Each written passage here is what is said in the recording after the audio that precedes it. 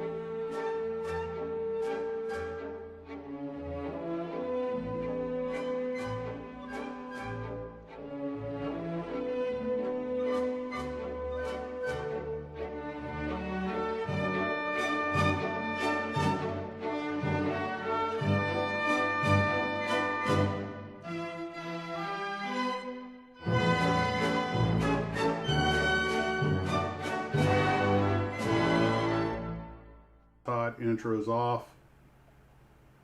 And let me turn that off. And hello, everybody. Max and Max's Models here. Welcome back to the live stream. I have Eric of Celebrating Vintage Model Kits with me. And we are going to spend today talking about our big adventure in Shangri-La.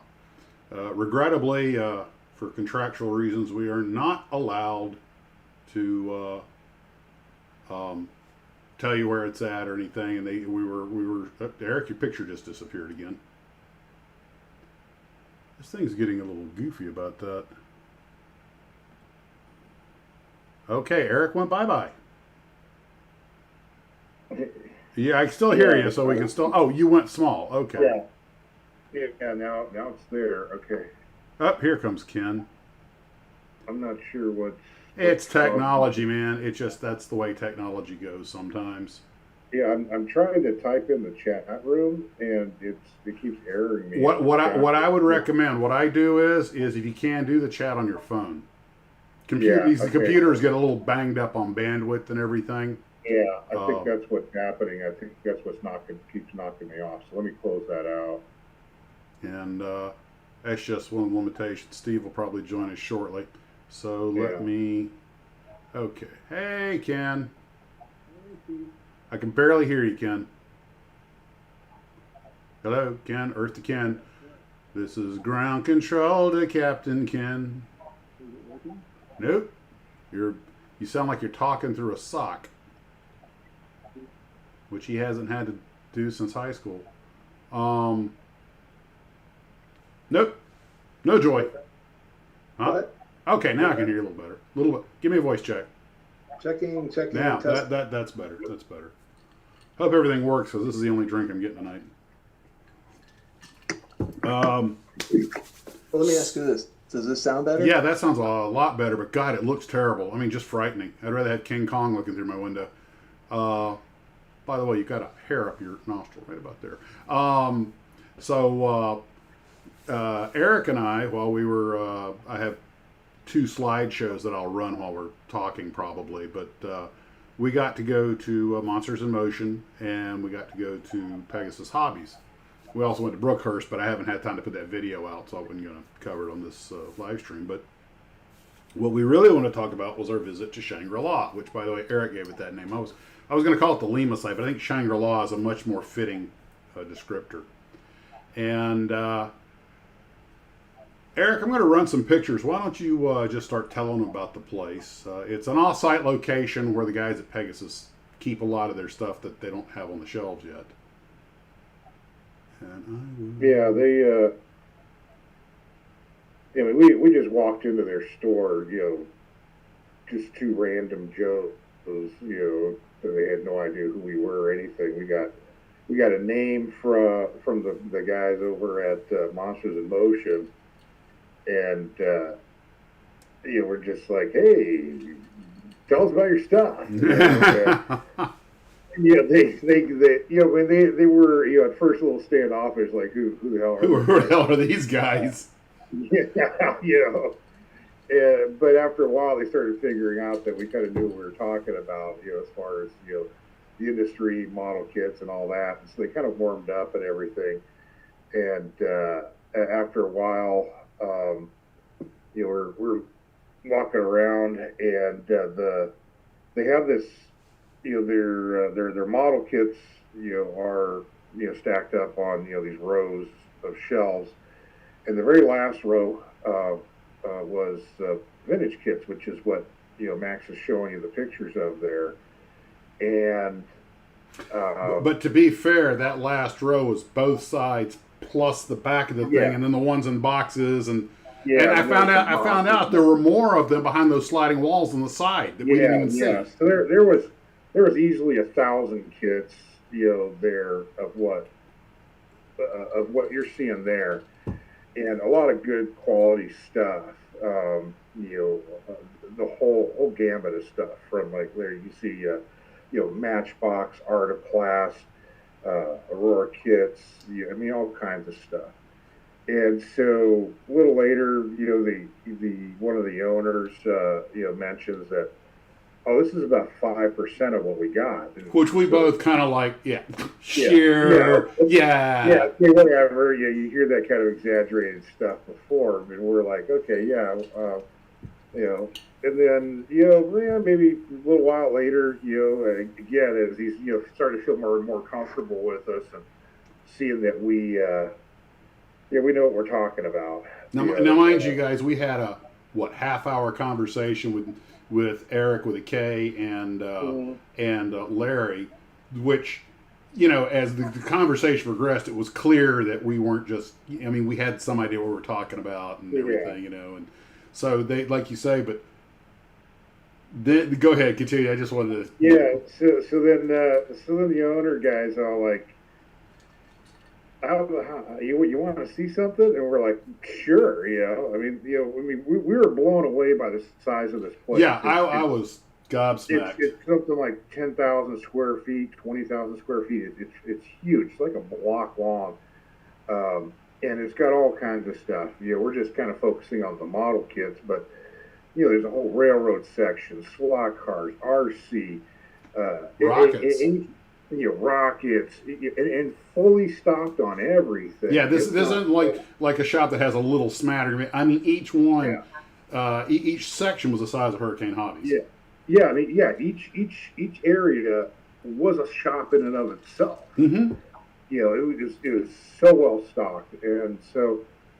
So when we talk about this 5%, we're like, okay, whatever. So he goes, okay, well, you guys want to see something? We're like, okay. So you want to go off site and see the behind the curtain. So he takes us to this alternate location. And by the way, if this is like a murder dungeon, we walked right into it because at first it had that look. Yeah. So we end up going to this location. It's dark and. Just a couple little, Just envision one of the vaults from Fallout. Yeah. So we're going deeper into this thing, and then you walk into it, and it was honest to God, it was like at the end of Indiana Jones. Just endless as far as we could see, boxes stacked almost to the ceiling, just a single row down the middle. Off on one side was about 7-foot high shelving that was maybe 30-40 feet long of this shelving. It was every bit of 40 feet. And that just that one bit of shelving was stacked bottom to top, more vintage kits. And organized. And this was the organized part. This is what they were starting to put back together from the old shops. And it was stuff that I'd never seen before. I mean, stuff that I'd seen in magazines, heard about, seen an ad in a 50s, magazine for a company that only produced, a couple of kits. And not only did they have them, but they were all in just beautiful condition. And in a lot of cases, they had multiples. And multiples of multiples. There'd be 7, 8 Frog, B-26 Marauder kit. 4 or 5 Aurora kit of this one particular model. They had a box just full of bag Airfix kits. And like one box I looked at had 20, 30 Dora 9s, Focke-Wulf Dora 9, bag kits in it.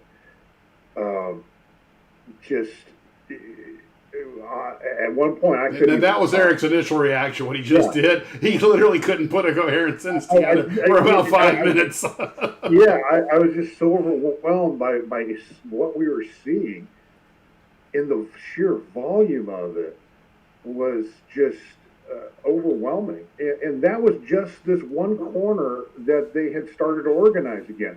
Because what had happened is I think they mentioned in one of the videos the interviews that you did, they had to basically consolidate 2 stores into one. So they lost the lease on one, and they had 2 weeks to vacate that location and move to the next location, and consolidate these 2 places. Granted, they're both bigger than the original places, but they just threw everything in boxes.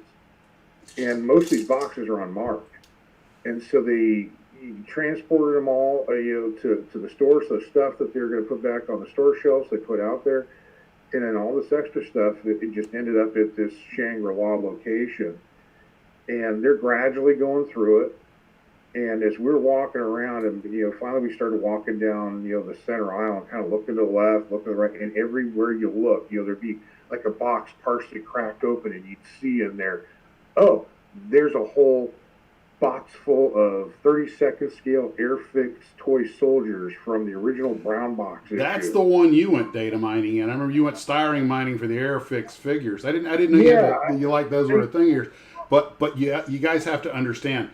In the back of my mind, if you ever saw the episode of The Big Bang Theory where the Billy Bob Thornton locks the guys in the basement full of all the sci-fi memorabilia, and they don't even realize they're locked in, and they don't care. I was halfway expecting to hear a door slam and bolt behind us, and a speaker over the PA go, "You can come out when you organize all of these," to which Eric and I would have been, okay. Yeah, we got further in, there was a section of shelving back in this one corner that had nothing but wood kits, all just, again, 7-foot high shelves stacked with wood kits. And he knew what was there. That's the part that really amazed me. Yeah, a whole mess of Cleveland kits. There was probably about 100 Cleveland kits lined up on. There were companies I never heard of. A whole bunch of solid wood stuff. Just the monogram Speedy built B-17. There was a dozen of those.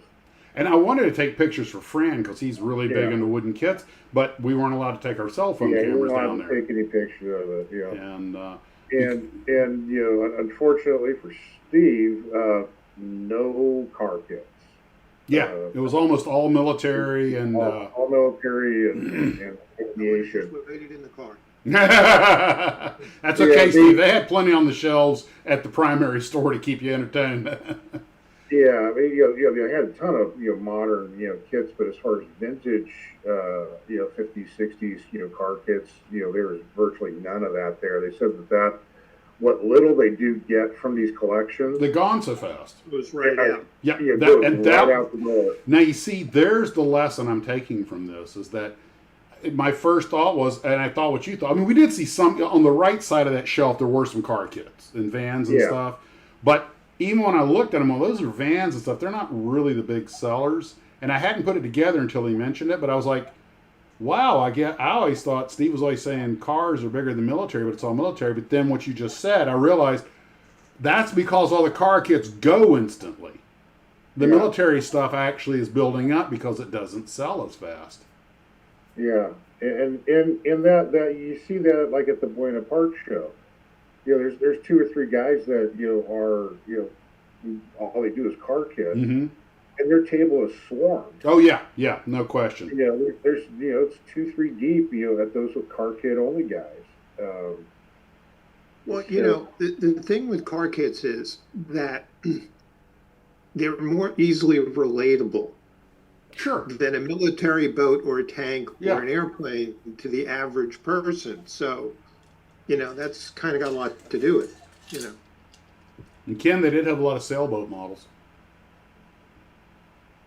Yeah, Fran. He not only did they have those bomber Speedy builds, but he had multiples of the regular single engine flying Speedy builds.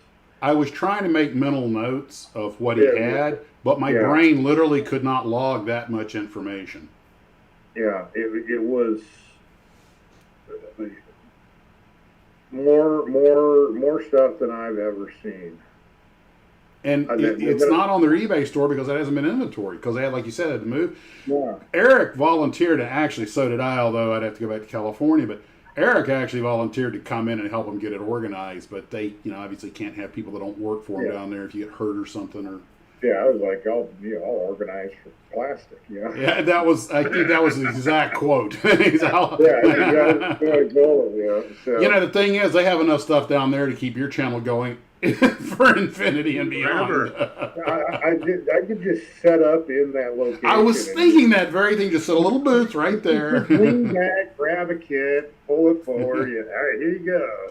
You'll be cranking out 6 videos a day for infinity. Yeah. And some of the boxes down there were the spare parts, and Nick even, or excuse me, Eric even talked with a K. Eric with a K is the gentleman with the beard that. Okay, you've got a beard too. It's the other Eric. If you guys have seen the other video, he spells it I think he said the proper Norwegian way with a K. But that's where they keep the spares when somebody calls them up. Hey, this kit was missing this part, you know.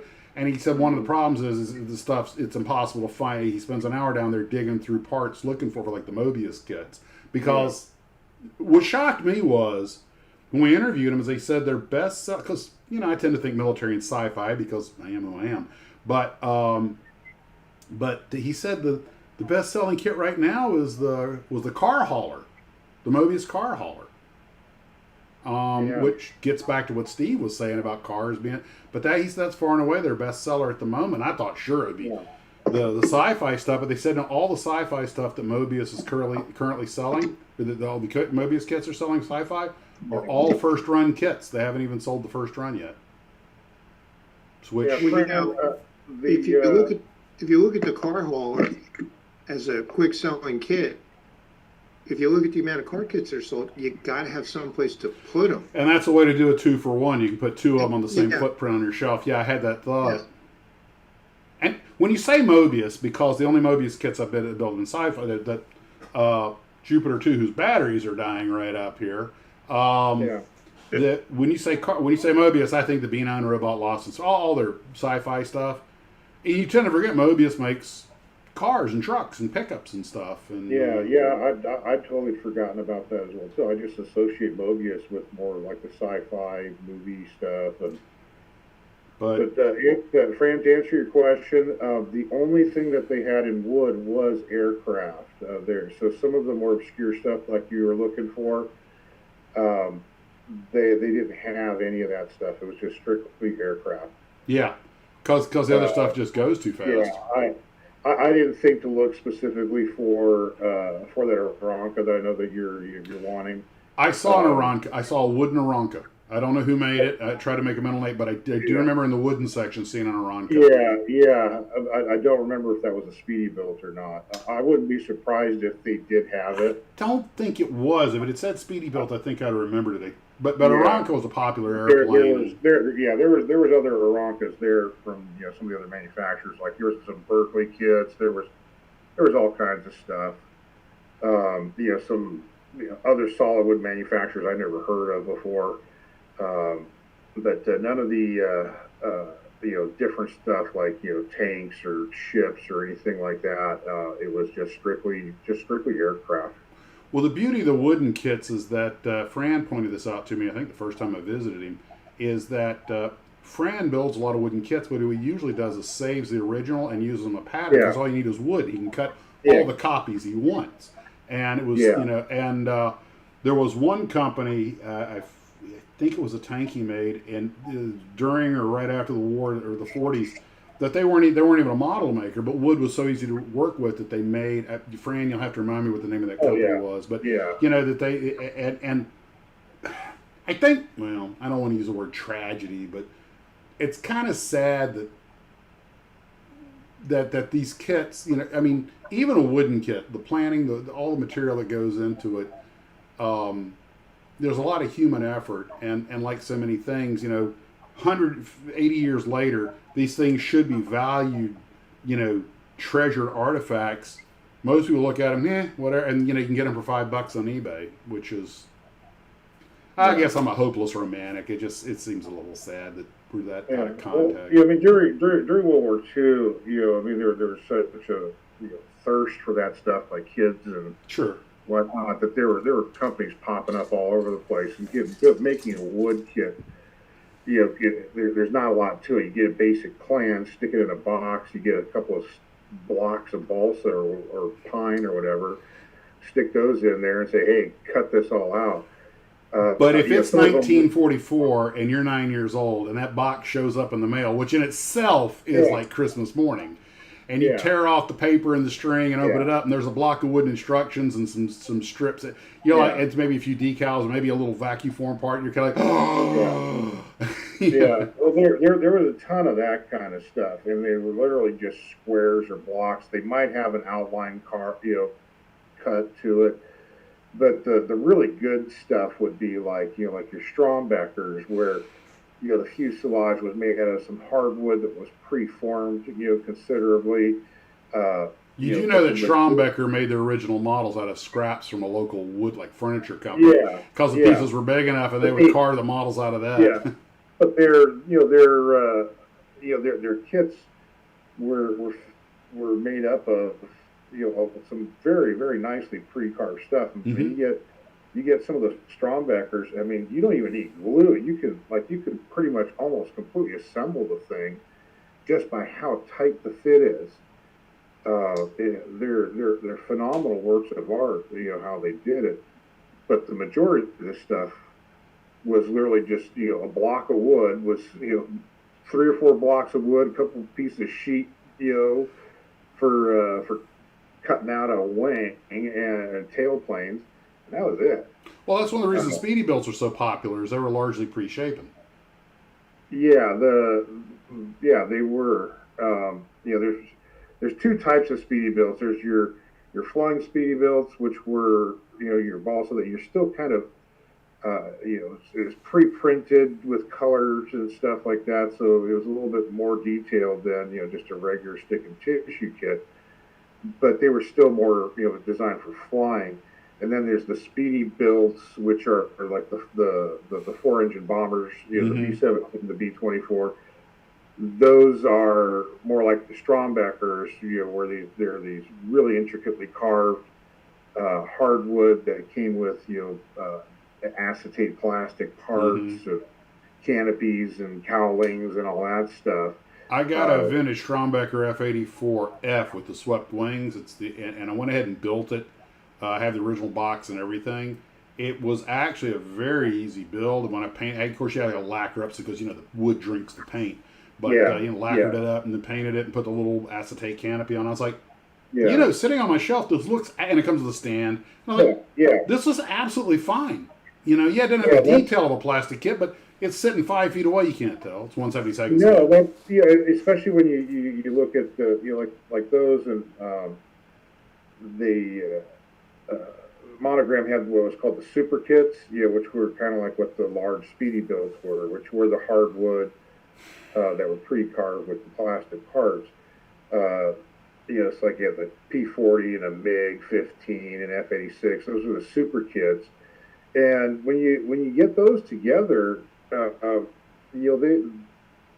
don't look all that much different than, say, an Aurora kit from that period. It's the best of wood and the worst of plastic. yeah. So they're kind of on par with each other in terms of the quality of the detail is and all that. There, you're basically just getting the shape and outline of the aircraft. And almost like a manufacturer's display model, is what you're getting out of that early, It's basically a homemade topping model. Yeah, exactly. Which is when you're going to set something on your desk, for that's all you need. We're model builders. We love all the detail. You get in our little world, everybody gets choked over whether or not you've got the right speedometer dial on your 57 Chevy model. But the average person, they just see a model, oh, that looks so cool, and which brings up a point, and I want Ken to chime in on this, and Eric, you and I already talked about this briefly. This is my 5.5-inch tall, 8-inch long, $75 Godzilla -1 that I got from Monsters in Motion. And I've already done a video on it. I'm sure you guys have seen it. If you haven't, go out and watch it and give me a like. Not that I get a penny for that, but it's for my ego. Anyway, this is a fantastic rendition of the creature. A few little fit issues that I talked about on the jaw, but about 100 parts or so, and 2 complete sets of dorsal plates. Now, Ken, my question to you. Since Godzilla -1 is a complete CGI creation, I was telling Eric, given my background in computer technology, that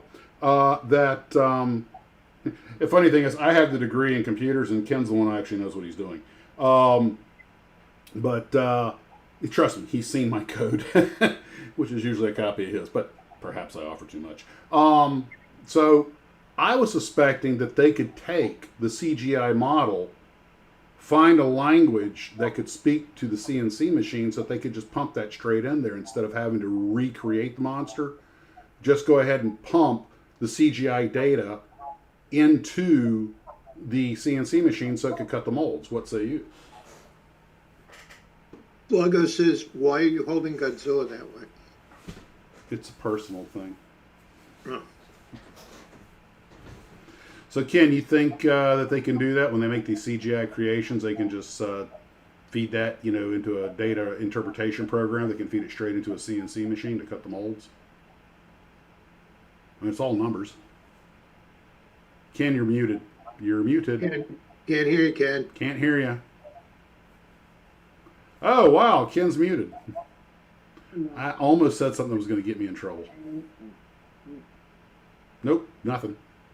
Oh, wah, wah, wah, wah, wah, wah. Yes, Mrs. Lubner. I'm working on it.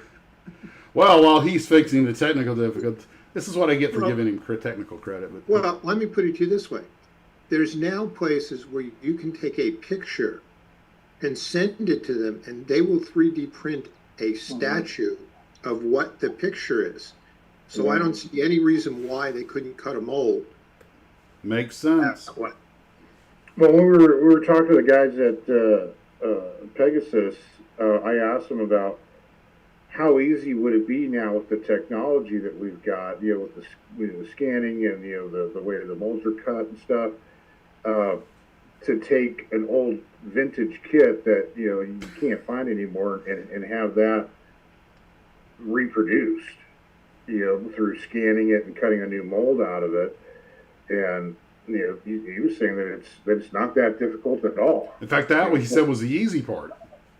Yeah, especially the older kits, that don't have all that many parts on it, and they're not complex. They're not real complex on the trees and stuff. He was saying I was thinking it was going to be $100,000, but he was talking about it being more like $20,000 to do the whole thing. Right. Which I was like, well, hell, man, why aren't people doing that with some of these rare kits? I'm thinking like, hey, we could get ourselves an Aurora, F-107, Well, Atlantis kind of is, but he also made another interesting point that the model business is probably, I'm going to say, if you're a kid with technical skills, you go to start at a model company because they'll hire anybody because they can't find qualified people because all the qualified people go to work for big tech firms. So you go there and you cut your teeth, and he was saying that about the time these people who cut the molds and run the machines get good at what they're doing, they get hired by some company making, something by the millions as opposed to the 20s of thousands. Working for Mobius Models is not going to pay what working for BF Goodrich or Whirlpool or, some big brand name that can pay you more in benefits than you're making in salary for a small company like Mobius or one of the contractors to Mobius. Testing. There you go. Now we hear you. Oh, Is it working? Yes. now. Working real good? Yep. Hear you 5x5. Yeah, I found the right setting. Okay. Right. But he was saying that one of their biggest problems, Larry was saying it's getting harder and harder to do the routine stuff because so many of the people's skill sets have become valuable in other industries.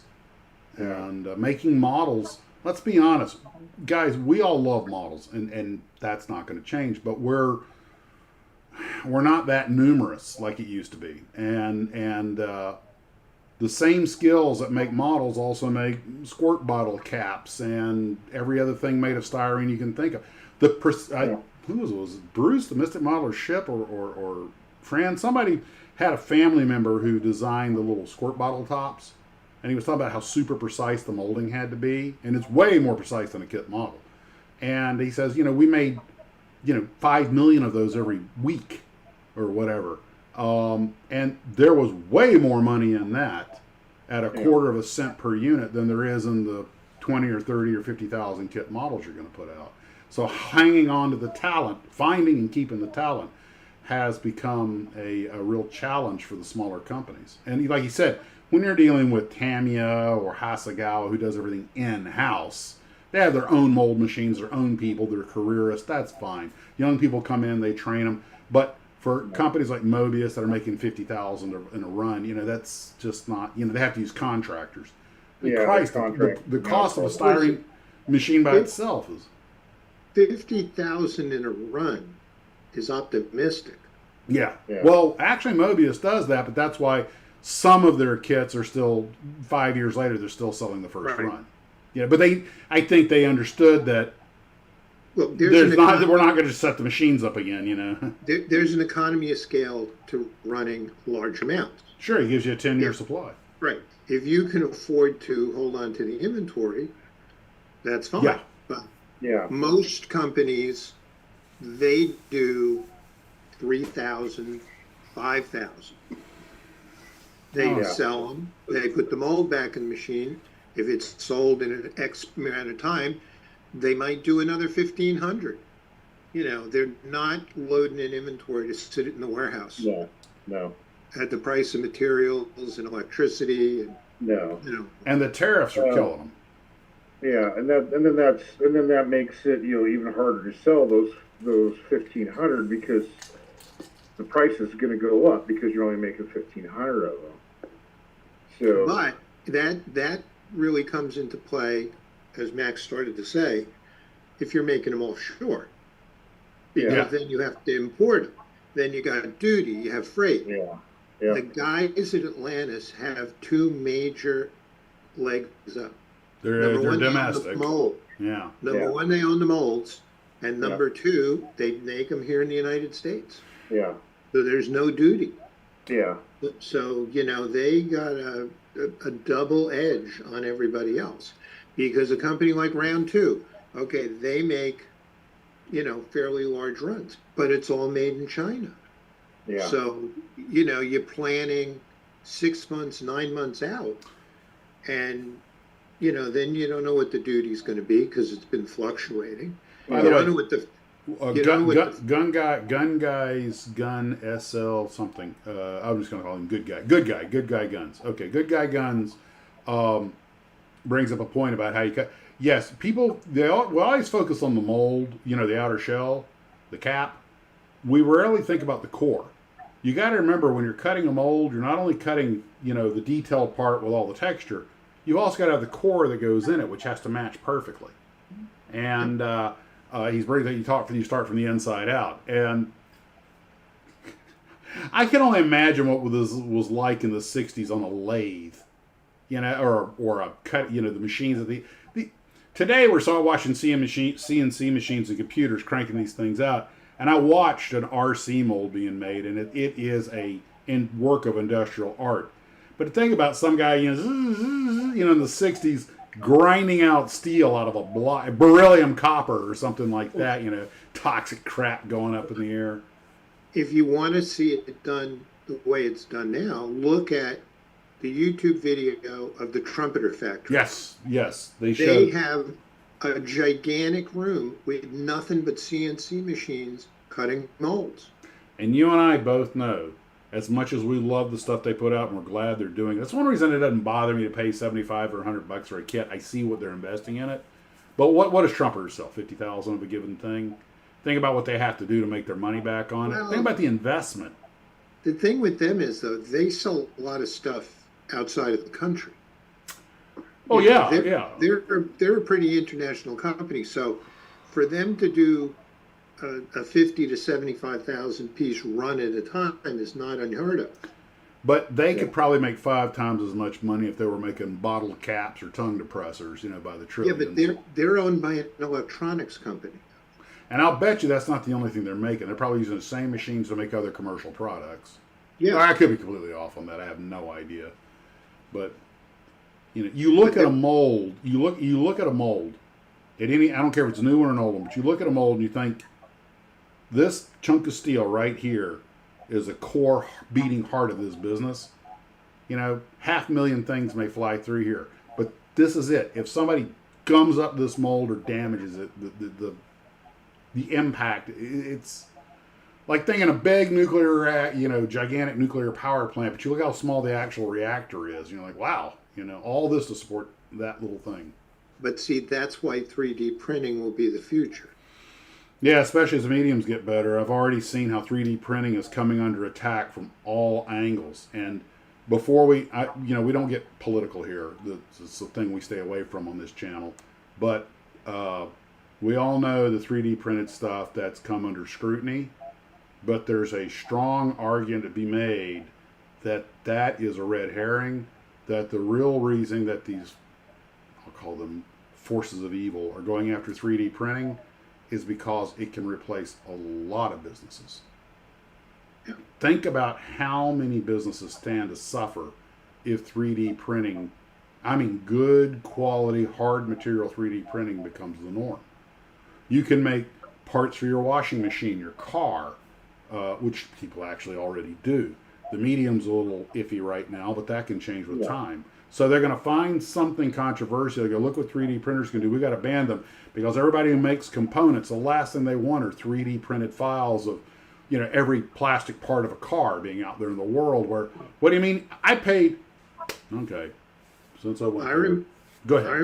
I remember seeing a presentation where this presentation was made to Home Depot. And the presentation was that you could print replacement parts for DeWalt drills or grinders or polishers in the store, and you didn't have to stock any inventory. Yep. The only thing you're stocking is raw medium and computer files. Now, it will get to that point someday. Yes. Today it's not there, but it's getting closer. When that happens, that's going to make a dynamic change.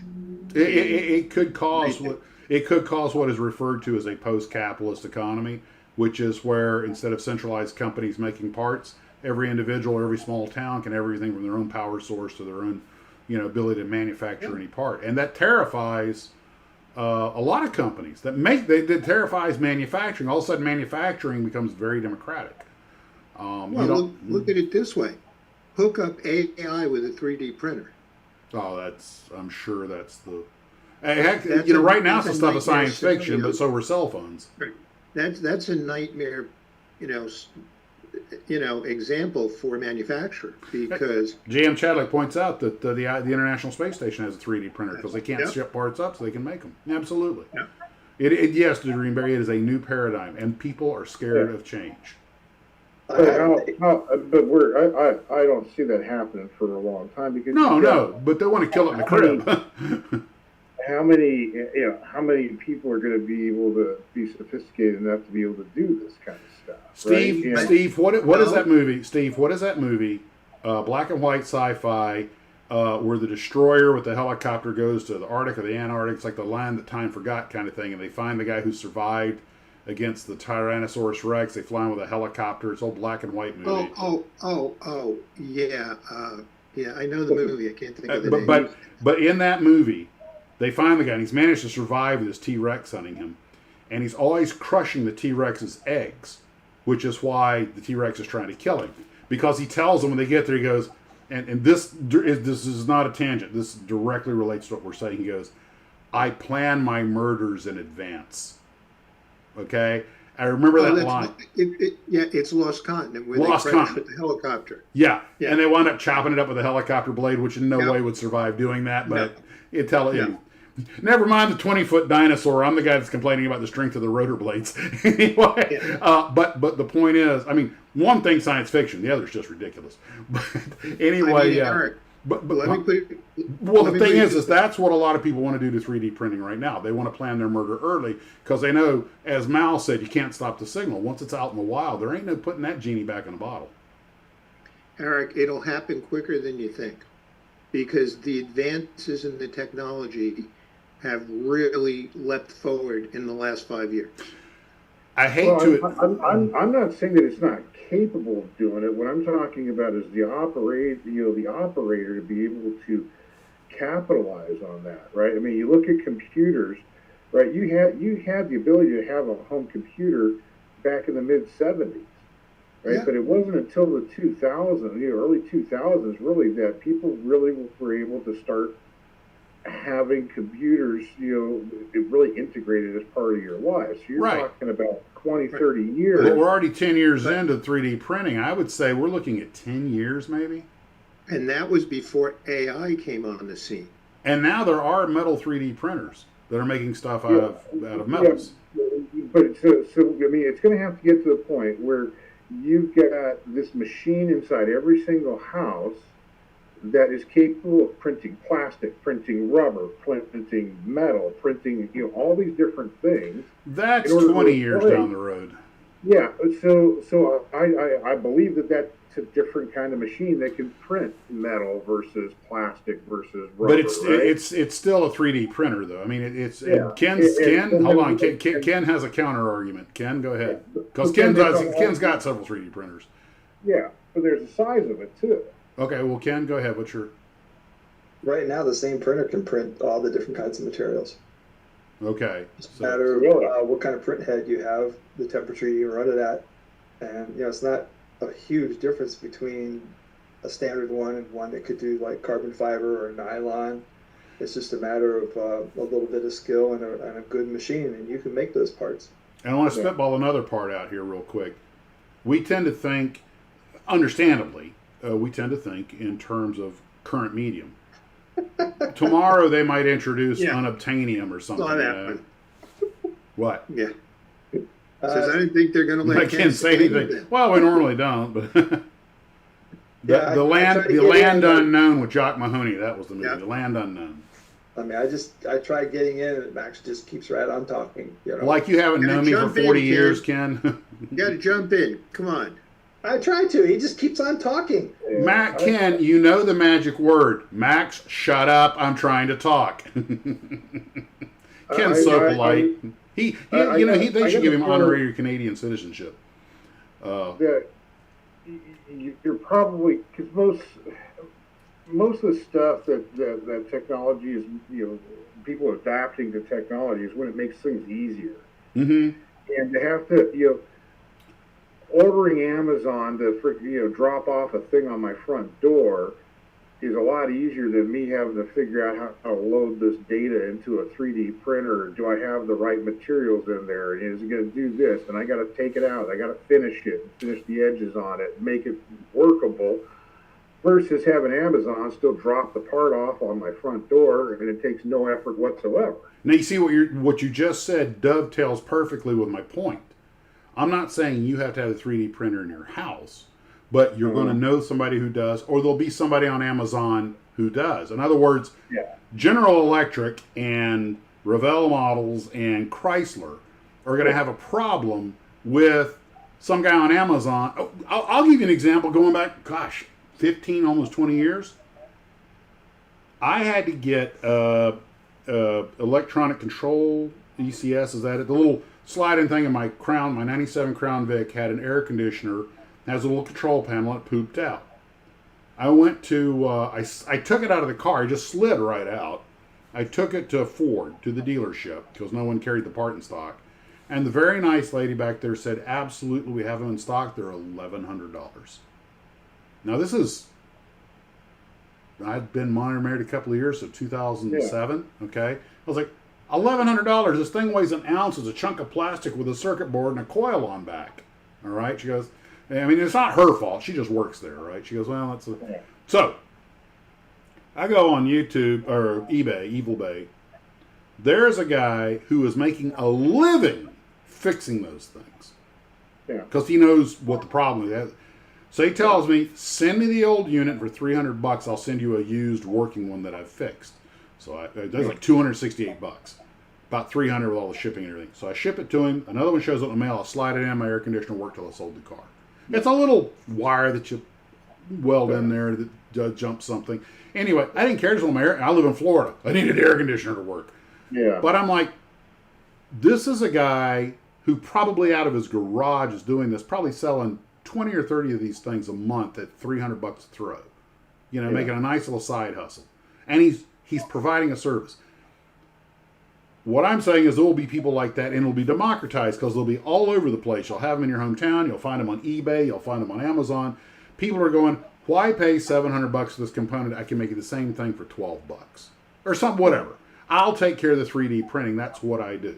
That's what I'm getting at. I'm not talking about every individual necessarily, although it may come to that at some point. There are stores that have dozens of 3D printers. Yeah. You go to them and tell them what you want, and they look up to see if the file is available. And if they can find the file, they'll print it for you right there. Lou over at JD Hobbies has 5 3D printers in the shop and a full-time operator making stuff for people. You know. Yeah, and that's what we think will probably be a little bit more realistic. Like, maybe even like Amazon. Like, I order something on Amazon, and instead of having a stack of stuff in a warehouse, they've got banks of 3D printers, and they're printing the part or whatever it is that I just ordered on Amazon. They're printing it at the warehouse down the road from me, and they're dropping it off at my house. We're not disagreeing with each other. What we are is we're all operating on a certain different level, but we're all kind of in the same sphere. Yes, this is the future. And look, I made a meme 20 years ago when 3D printers were just coming out, and it showed, I found a picture of Picard getting his tea Earl Grey hot by his replicator. And I just put the meme, the little tag down there was, in the old days they called them 3D printers, the Replicator Mark 1. That's what a 3D printer is. It's the Mark 1 replicator. And what they will be, now they're talking about 3D printing human organs. And, They've been trying that for years. Well, I don't think they've actually stuck one in a human yet, have they? Well, haven't they been? I thought they were already 3D printing meat. They are. They are. Yeah, so it's not far off to be 3D printing replacement parts for you. If they can transfer the consciousness, man, we're going to live forever. Well, look at the first artificial heart. It was plastic. The Jarvik. The Jarvik heart. The guy walking around with the briefcase and everything. He lasted about a month, but still, he knew he was going to die. But I got to give that guy credit, though. He knew he was checking out, and I think he lasted about a month with the thing. But he also knew he was he was helping to push forward science, and I salute that guy. Which, by the way, we lost a whole bunch of musicians and actors this past week. I saw the fellow from Buffy that played Xander passed away at like 54, and got a whole bunch of them. I'm like, good, and of course, the one, the only Chuck Norris. Chuck Norris. I mean, right now, I'm pretty sure Death is getting drop kicked, but. The Reaper's probably going, my God, why did I take this guy?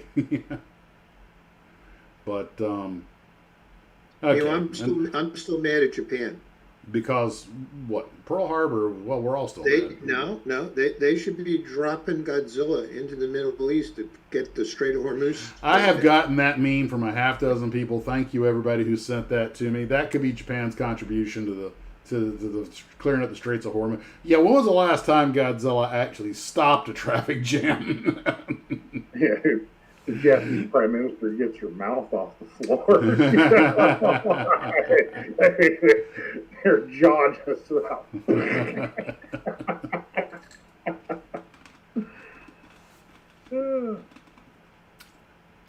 When you think about it. As like everything else, as 3D printers become more advanced, they become easier to use. Mm-hmm. Yeah. There will be a time when, look, we're all using voice to text now, which explains a lot of miscommunication, but at some point I go to AI and I voice to text that picture I made of you. Well, that's our thing. I went to Google AI and said, and I just gave your basic description, and you have a shocked look, glasses, hat, and everything. And that's not a horrible, here, I'll put it up real quick. If you don't mind. Every time I use voice to text, I think of Scotty in the Star Trek movie when they come to San Francisco. He tried to talk to the mouse. It won't work. Yeah. Talking to the mouse. This was our logo for the night. That I used AI to make Eric because I didn't have a picture of him that was good enough to use. That's young Eric before he learned to shave. This was our logo for the night, talking about Shangri-La. And I mean, all things considered, it took me about 30 seconds to have Google make that. That isn't bad. I even had him put on the vintage shirt on you. And I thought you'd appreciate that. You can have AI make 3D print files for you too. Yeah. I've done it. And I tried making a chess set. Let me tell you something. Every time I see what AI can do, I just keep saying it's the Foreman project. It's the Foreman project. Colossus, yeah. You know, What could go wrong? We're all talking about all this as if it's really going to happen, because it's not. Because the computer's going to become sentient. They're going to be 3D printing Terminators, and I mean, it's all over. So it doesn't matter where our next model kit's going to be coming from in 10 years, because we're going to have T1000s walking up and down the street in a couple of years. Well, if you ever saw a Caprica, the Cylons were actually created by the humans as soldiers. At first they weren't anything to be feared. They were actually very brave, and because they were sentient. It's when they start, but the danger of sentience is they started wondering about their place in the universe, and so I think we got a little off topic there, but Kent's like, I'm happy with it. We're in his world now. When does that matter? But that's part of the show. Speaking of, now we talked about Shangri-La, and there were a couple of things I want to touch on before we'll talk about Monsters in Motion. First off, the alternate site, Shangri-La. I know it sounds like Eric and I are exaggerating, and if I were in your shoes, I would think so. We're not. Just envision, like you said, the Indiana Jones warehouse at the end. We probably saw 5%. When he said there was 5% on the shelves, I don't think that was an exaggeration.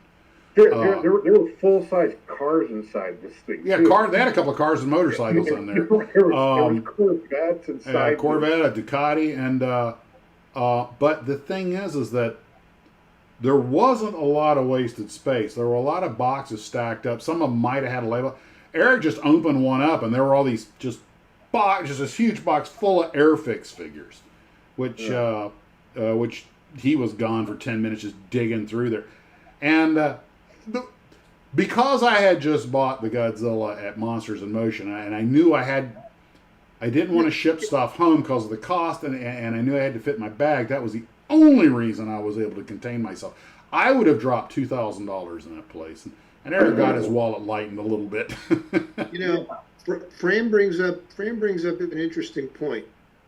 He said, "Do you think a similar discussion like we just had occurred 60 years ago when the transition was from wood models to plastic injection models?" Absolutely was. Yeah, absolutely. Sure. Yeah, there were. I mean, I've got period magazines where there's articles where they're talking about, is our plastic models, is that really modeling? Yeah. Where's the skill in that? It doesn't involve a carving knife and. Yeah, where they're seriously being very, very dismissive of these plastic kits as being just basically toys. The same argument took place when the first horseless carriages came out. I wonder if OJ was a wood modeler. Oh God, too soon. Too soon? Too soon. No. Oh, okay. But it does bring up the question, though, that look, every technological shift has faced this. The automobile replacing the horse. The airplane's invention and creation, going from look how long it took shipping companies and navies to move from wood to steel and from sail to steam, and there was a huge overlap for a long time. That steamship side, how long did it take them to invent the Archimedes screw, and there was a long time that ships had both sails and steam, and which made sense. The steam engines weren't all that reliable necessarily. By the time, expensive. Huh? And expensive. But once they and not all these technologies survived. Look at the NS Savannah. Everybody thought nuclear freighters were the future, but she wound up, although a beautiful ship and a magnificent feat of engineering, she turned out to be too expensive because you had to have these highly paid nuclear engineers on board, which was the opposite of going from sail to steam. You could go from a crew of 40 to a crew of 14. For that matter, going from square riggers to schooners. Well, Ken, you told me one time that a square rigger needed like at least a 40-man crew. With a schooner, you could do it with like a dozen. I never said that, but yeah, that makes more sense because the sails on a schooner are easier to control. Well, I got it from somewhere, and you're the only sailor I know. Look at airliners. Stepping out on me, Max. Maybe you got it airliners. Maybe you got it from the village people. Yeah. But airliners used to have to fly with a pilot, co-pilot, flight engineer, navigator, And a radio operator. And radio operators. Five-man cockpits. 4 or 5 guys at the cockpit, and now, I mean, hell, these things could be flown single pilot. I know there's That's coming. That is, I'm telling you. Single pilot's coming pretty soon. I not only know that's coming because I just retired from the industry and can see the technology. I know it's coming because the FAA, ALPA, the military, and everybody have said, here are the programs we have underway to go to the single pilot cockpit. And I want to say FedEx, but it could have been UPS, some years ago, did a chalk-to-chalk pilotless flight, and I want to say it was with a Caravan. It was not radio controlled. It was autonomous. They did fly it. I mean, had the ability to fly it by radio control, take over, but it was a proof of concept. And it basically was a glorified drone. And drone technology has pushed this forward at, I don't want to say an alarming rate, but worthy of our attention rate. You will, most people watching this, if you fly, within 10 years, you'll see it in cargo planes, 51, which is where they're going to cut their teeth. Not to get negative here. We all know we lost the UPS DC or MD-11 recently down, was it Birmingham? That airplane had 2 guys on it. Okay. Did you see any hue and cry? Did you see the public? Oh my God, no. It was a news story that was in and gone in a week. Now, if it had been loaded with 300 people, we'd still be hearing about it. Okay, but it wasn't. Cargo is where you test the technology, because if a cargo plane goes down, we just lose boxes. Yeah. Unless it goes down in a neighborhood. God, please don't let that happen. But, yeah, Ken. Andy Chandler says Lancasters flew with only 1 pilot. Yeah, the Lancs only had 1. But that was a very British thing. A lot of their bombers only had 1 pilot. And given how, though, I mean, it was that way by design, the flight engineer worked as a co-pilot on takeoff and landing, basically adjusting the power and stuff. But that's true. The idea behind 2 pilots in the cockpit is workload and redundancy.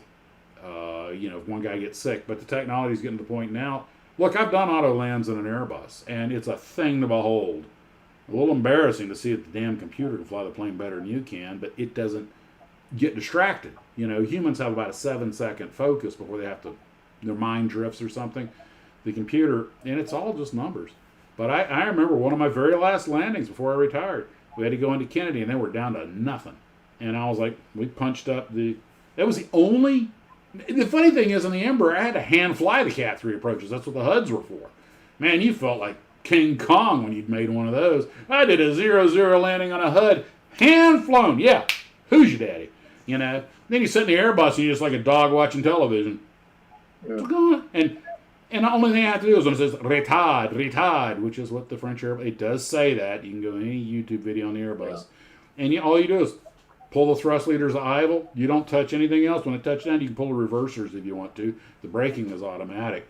And you have to kick the autopilot off before you add the brakes. And we broke out at about 50 feet, which you do not take over. Just let the airplane do its magic. But I'm sitting here watching all the numbers, and I'm watching the radar altimeter, 200, 150, 100. And I'm like, hey, nothing. I'm inside a milk bottle outside. I'm like, this computer better know where it's at. And at about 50 or 40 feet, I see the runway, and that the thump were down, and everything worked just like it was supposed to. And I'm like, and that's 40-year-old technology. And I'm like, it's just a matter of time before there won't be anybody up front. Andy Chandler says, I ain't going unless there's a max pilot up front. I appreciate that, Andy. Just remember that you can replace pilot error with automation error, so there's still dangers. Yeah. Getting back to Mobius. Because programmers always have perfect programs. Yeah, yes. They make really probably the best pickup kits in the industry. I've heard that. Their pickup kits are fantastic, and they practically go together by themselves. Kind of It's like the amazing. Johan of pickups.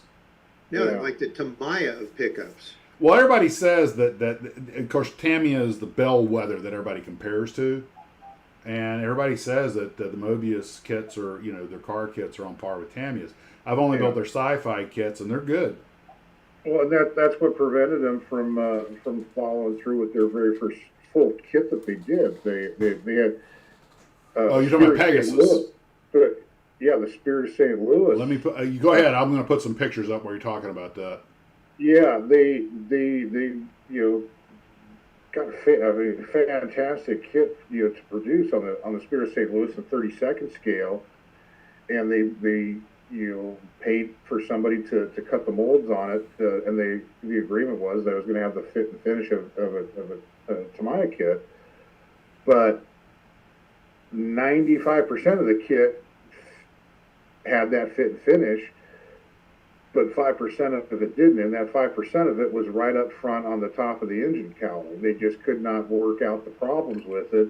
They tried over and over. And they made it out of beryllium copper, which brought in a new problem. Yeah, so they just could not get it, get that last little bit finished. Now, And Tamiya was going to box it. I think Tamiya wanted to box it. Yeah, they could still produce the thing.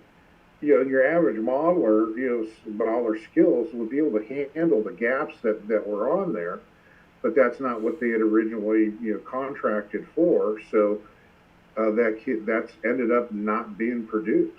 I tell you what, if they turned their back, I would have walked out of that with that so fast. I mean, Yeah, I wanted to buy beautiful. that from them right off the wall. It was beautiful. I would buy that kit in a heartbeat. I'd pay $100 for that kit. And that was 25 years ago when they were doing that. I think they were talking around like 2000s when they had that thing produced. It's enough to make a model builder weep. It has so much potential, but unfortunately, beryllium copper was done old school, and the new guys can't fix it because they don't. Yeah, it was hand cut. And probably one of the last hand cut molds. Yeah, so that may never see the light of day. Pity it. It's beautiful. That's just God. That's such a waste. Yeah. Oh, and you got to give it to Larry and Tom for and the rest of the gang for putting the. I mean, even the Lindbergh figure looks like. I mean, it was just really well done. Yeah. Yeah. What a Very shame. very well done. Tow truck they were saying their best seller was absolutely wonderful kit. I would highly recommend. Okay, so Good Guy's Gun says that that car hauler he built it in, so a great kit.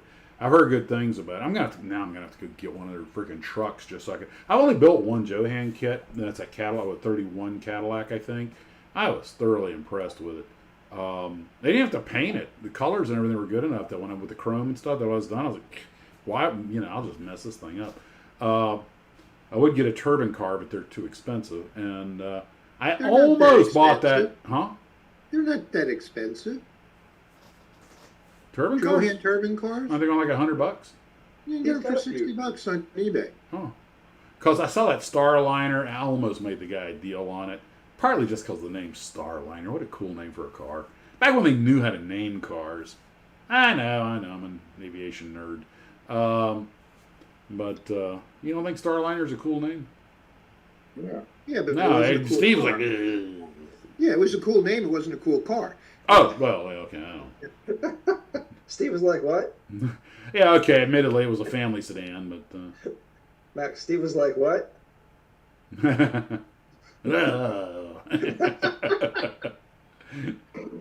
Okay, he didn't stick us. He just, yeah.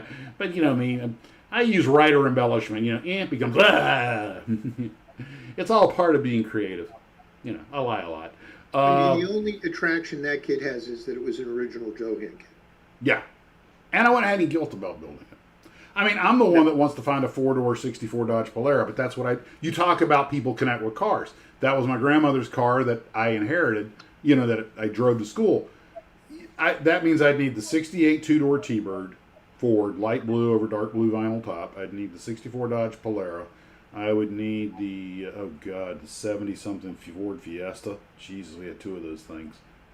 That thing puts the E on Econobox. Does anybody make a model of the Ford Fiesta from like the 70s? Why would they? Yeah. No. Our neighbor was the Ford dealer. He actually leased his house. Huh? Hey, Eric, they made a model of the Pacer, okay? But the Pacer had sort of a vibe to it, you know. Pacer's got there's it's ugly as hell, but it's still got A little pizzazz. It had a thing. It's an icon. The Fiesta was a poor man's rabbit. You know? I was thinking it. Yeah, it wasn't even a poor man's Scirocco. It was a poor man's rabbit. No, poor man's rabbit. Yeah. I mean, the Pacer's a goldfish bowl on wheels. Yeah, but it had an iconic style that stands out. But the Fiesta's a nothing. The Fiesta was an American Yugo. Yeah. In fact, when I saw a Yugo, the first thing that popped up, that looks like our old Fiesta. Yeah, they copied the Fiesta. Why would you do that? Fishbowl with wheels. Yeah. Steve, were you able to work something out with that connection for that Country Squire? He told me not to call him until like this upcoming week because he said he got things he was doing. Yeah. Ricky Wagner says he passed his driving test on the Pacer. Visibility wasn't a problem. Rob also says one of the European kit companies made Fiestas. Really? Okay. They probably made rally cars kits. Yeah, that's probably what it was. The American Trabant. Lance Ravel says Ravel the kits of the Trabant and it ain't cheap. Oh, really? The Trebby. Yeah. The one thing the East Germans missed about East Germany was their little Trebbies.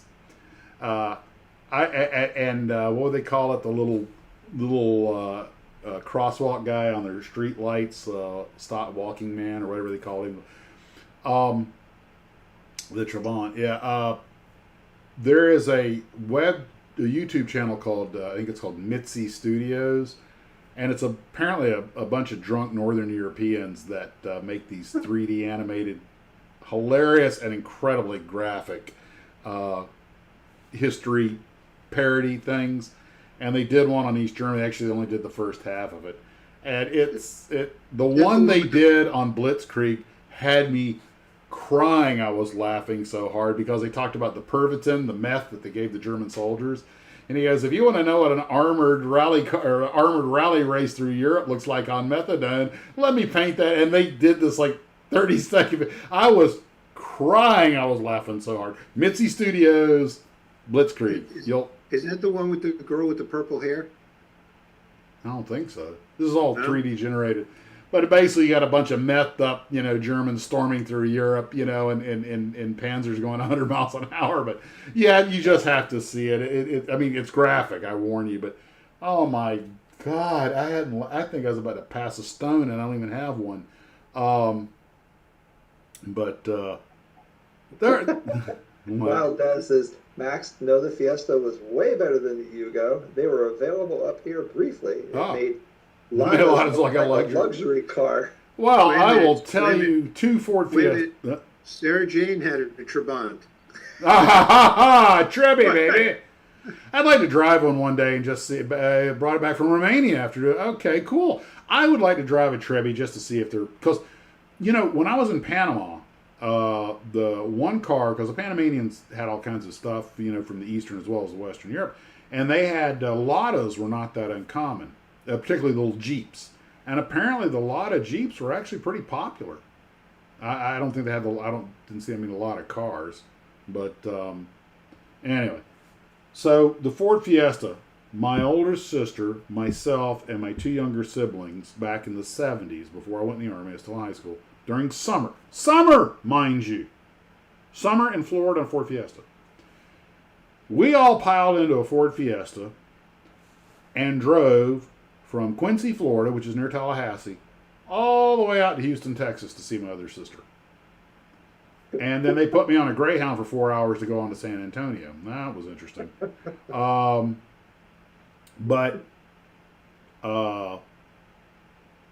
Man, there's some things I could say about that story I'm not going to, because even today they're still kind of humiliating. I really never knew how to talk to girls, but that's a side issue.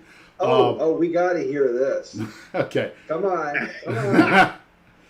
Good, Ken. Still Go. Go, Ken. So we drive in one day from Quincy, Florida to Houston, Texas. I think we spent one night with my sister. I think Tudor might have been there, one of her friends who's still friends today. Just saw her recently. And they put me on a bus to go to my brother's. I get on this Greyhound bus. It's packed. There's one empty seat. And there's a very attractive, I'm 16 years old, 15 years old, or 16 years old. And there's a very attractive 17 or 18-year-old Japanese girl sitting by the window. And the only open seat is next to her. Right? So I plopped down there. And Godzilla. no, worse. World War II. There we go. That took about 30 seconds. And she just looked at me and just goes, nah, Midway's where we really screwed up. And I was like, oh. But funny, she really didn't want to talk about it. I wonder why. Understand that. Her English was excellent, by the way, though. But she was reading a book in Japanese and, reading down. You go, I really do read down. Sounds like the first time I went to Germany. Her doctor. Don't even get into that story. But the part about that trip that hurt was I get on a bus, ride 4 hours on that bus, get to San Antonio. My older brother, going to visit him. He gets up and he goes, and my younger brother Stephen, I hop off. He goes, I thought Stephen was coming.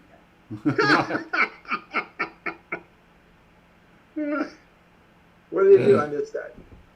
He thought my younger brother was coming. So I thought Stephen was coming. I was like, hey, glad to be here. I'm sorry, I'm such a disappointment. And then all of a sudden, I was glad I was such a disappointment. When I was in San Antonio is when I saw the movie Buck Rogers with Gil Gerard, who we just lost recently. And again, actors passing away. But I actually went and saw it twice because I was like 16 and I liked the soundtrack. But when I got in the Army, I wound up buying the soundtrack. Okay. And boy, oh God, did I get mocked for that. These metalheads and country western guys, and I'm listening to show tunes. It's like, how did I survive in the infantry?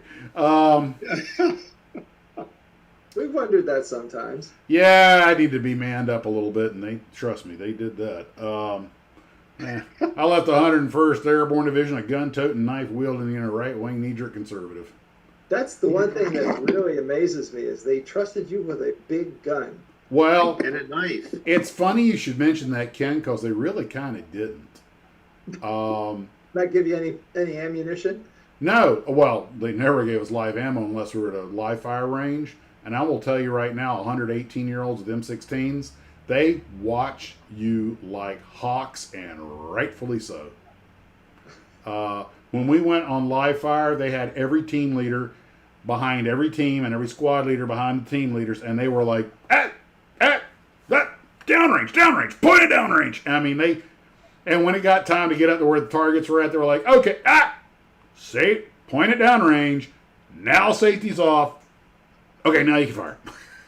The nighttime Califax range was a whole nother animal. They had us shoulder to shoulder so we didn't shoot each other. Ken, you wouldn't have to worry about Max with live ammo because he'd be losing parts of his gun. Anyway. I have been to a show. There'd be no firing pin. It's funny you should mention that. In basic, I did manage to put the pin in backwards in the bolt carrier, so the firing pin slipped out and wedged under the bolt carrier, and then it took the armor to undo it. I was like, oops. Yeah, we had a guy in our platoon that did that same thing too, Max, and we beat the snot out of him. Well, we weren't that hardcore. You know what picture is running through my head right now? In Mars Attacks, when the Martians start And the gun falls apart in the desert, and he shoots the gun, and the clip falls out. Yeah, which by the way was prone to happen on the M14 once in a while. I've got one. It's really hard to lock a loaded magazine into a closed bolt. But I got better with experience, and heck, I'm luckier than a lot of guys. We had just in my company, we had 2 guys knock their front teeth out with the front sight of an M16, which is a fairly common problem in the infantry. Moving along at night, you trip, fall down. That front sight's right there, and it sticks up. And Eric, I imagine you probably had guys injure themselves like that or something similar. No, our guys knew how to handle a weapon. Yeah. Oh, it wasn't handling the weapon. It was when the guys would like trip and fall down. That's usually what got them. One guy actually fell in a pretty deep ditch. Tommy Anderson says they're still telling stories about you, Max. Yeah. You had to see it. Came over the horizon, blocked out the sun. Donut in one hand, rifle. We had this one recruit that did this. Don't ever do that. Oh, dude. I was nothing compared to some of the yahoos we had.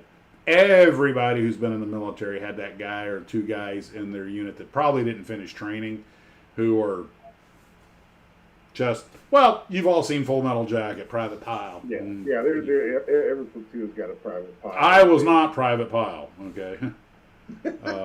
Robert Austin says That's why I what went into the private Air pilot Force. always does. I wasn't the private pilot. Now, we had one. I won't give his name, but I can remember it. And he was California kid who had no business in the military, you know, and he was the kind of guy that con men live for. You ever see that? You ever see that episode of The Simpsons where the nerds get kicked out? Homer gets the nerds kicked out. They walk right out of the front of the college, and the tough guys like, "I'm the wallet inspector. Hand me your wallets." They just hand their. He was that kind of guy. But so what you're saying is that in when you were in basic and in the Army, you were the Dewey Oxberger of your platoon? Who could I equate myself to that people would understand? Okay, you've seen the movie Stripes? I was John Candy. Dewey Oxberger. Oh, yeah. That's right. Yeah. I forgot that was his name. I was thinking of a different character. But, that's right. Whenever my son would get crazy with me, wow, 64 and I'm still doing it. Whenever my son would get crazy for me, I would just calm down, Francis. Calm down, Frank. Yeah, we definitely had a couple of Francises. You know. Now you see, if you'd had 4 4s, you would have beat me. But all you got is a 2 and a 5, so Oh God. So anyway, getting back to our primary focus here, models. The next thing I thought we'd talk about is monsters in motion, and again, Eric, I'll let you kick this off. Yeah, so that was another one of those. We're walking into a place. We did call them first. We called to talk to Terrence. Yeah, we did call, and they said, come on down, and the guy that we talked to didn't tell the owner that we were. Yeah, so we're sitting in there chatting. Who are these guys? And the owner kind of looks over like, who the hell are these guys? So we tell him, praying that he has some clue who we are. He did not. Yeah. And Max is all like, hey, I'm Max from Max's Models. Like, that means something. What the hell does that mean? Yeah. And so. It took him a little while to kind of warm up. As well, the other two guys. But once he did warm up, he was super swell. Yeah. The other two guys were like, hey, check this out. And then they're Tom and Terrence. Yeah. So then the owner kind of warmed up to it, and then like you said, once he warmed up, that he was telling us all kinds of stories and stuff. And, they had a storefront at one point. I think I went to it. I think COVID killed it, didn't it? Yeah. It was way before COVID when they had a retail store. Oh, yeah. Okay. And then one of the other guys, I think it was Tom, the one that was doing the background, the photography stuff. Mm-hmm. He had a shop called Super Collector that I definitely went to a lot, and he recognized me apparently from he did to go there. So they still had some of the display cases that they used to have in the storefront.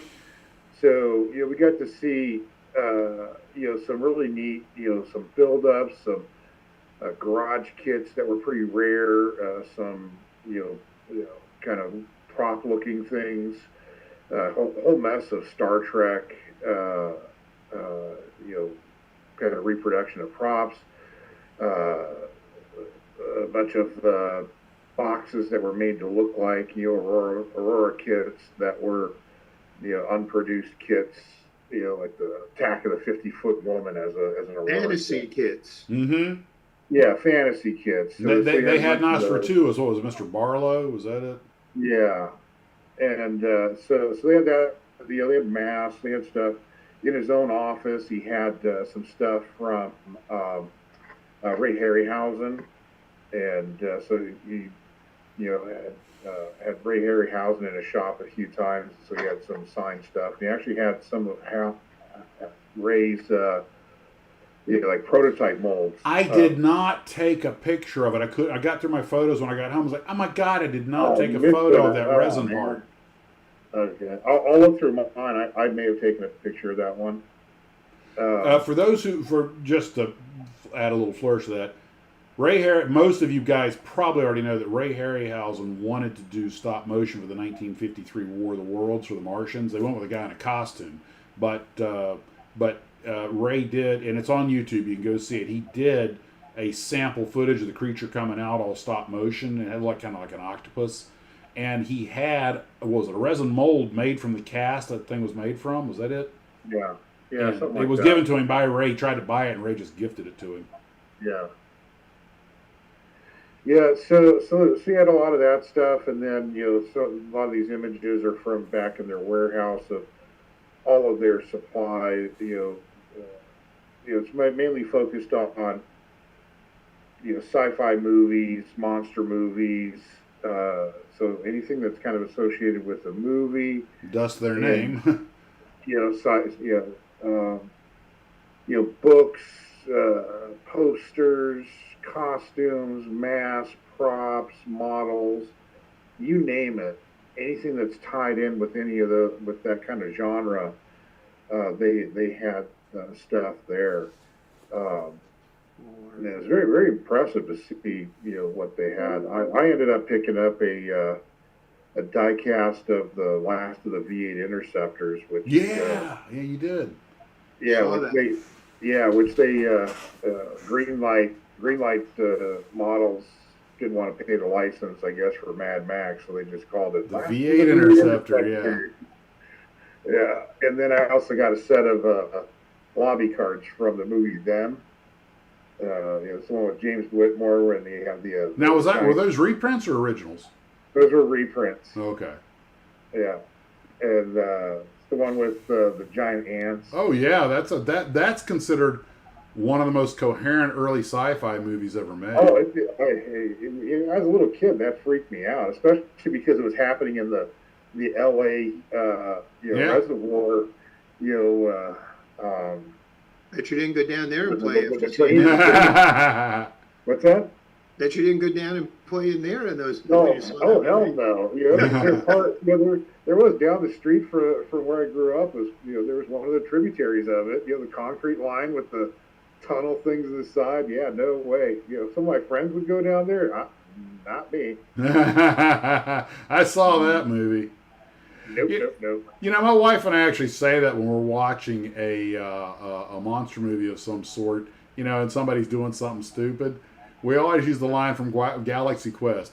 Did you guys ever watch the show? No. But that's like that commercial. That's where I got my little Godzilla. So I bought that while we were there. That's like that commercial they used to have for the phone company. Mm-hmm. What's a good idea? And they're outside. Maybe we should hide behind the chainsaws. Oh yeah. Yeah. Oh, but the running car is right there. Oh, are you crazy? Yeah. And the Freddy Krueger type is sitting there like, these guys are so stupid. I have to kill them now. Yeah. For the good of society, they must. Yeah. It reminds me of Galaxy Quest. Every time you speak, it reminds me of the need to kill you. So we ended up spending about 3 hours there. Yeah, 2-3 hours. And it was very generous of them to spend that time with us because they were busy. Yeah. They had things to do. And the same goes for Pegasus Hobbies. I mean, good God, we spent 5 or 6. We closed the place.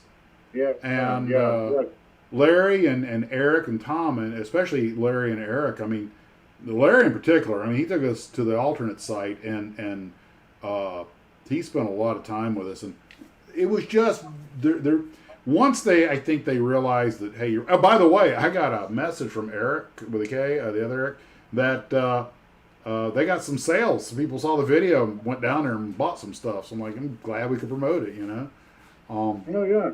Awesome. Should get a cut for that. But he brought up an interesting point.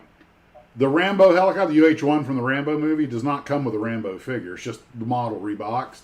And apparently people were complaining about it. Then I was like, it is kind of silly. They could have just made a little Rambo figure. I mean, they already got the licensing, obviously. That would have helped sell it. But, actually says, it was like, people buy it. Where's the Rambo? There's no Rambo figure in here. By the way, guys, did they do a boat too? I think so. They did quite a bit of stuff, and yeah, the river patrol boat or something. Yeah, that sounds right. The Rambo figure. Yeah. I mean, don't get me wrong. I like Stallone. I enjoyed the Rambo movies as popcorn. But the original First Blood, which was in the book, is actually a pretty good movie. Actually, it was less violent than the book, as I recall. I just read an article that they said in the first movie, the original First Blood, yeah, he doesn't kill anybody. The only guy who dies is the cop who falls out of the helicopter. Right. In the other book, he did. Right, and they said in the second movie it was like a blood fest. He just killed everybody inside. But he was in another country killing bad guys. But he killed the sheriff at the end of the movie.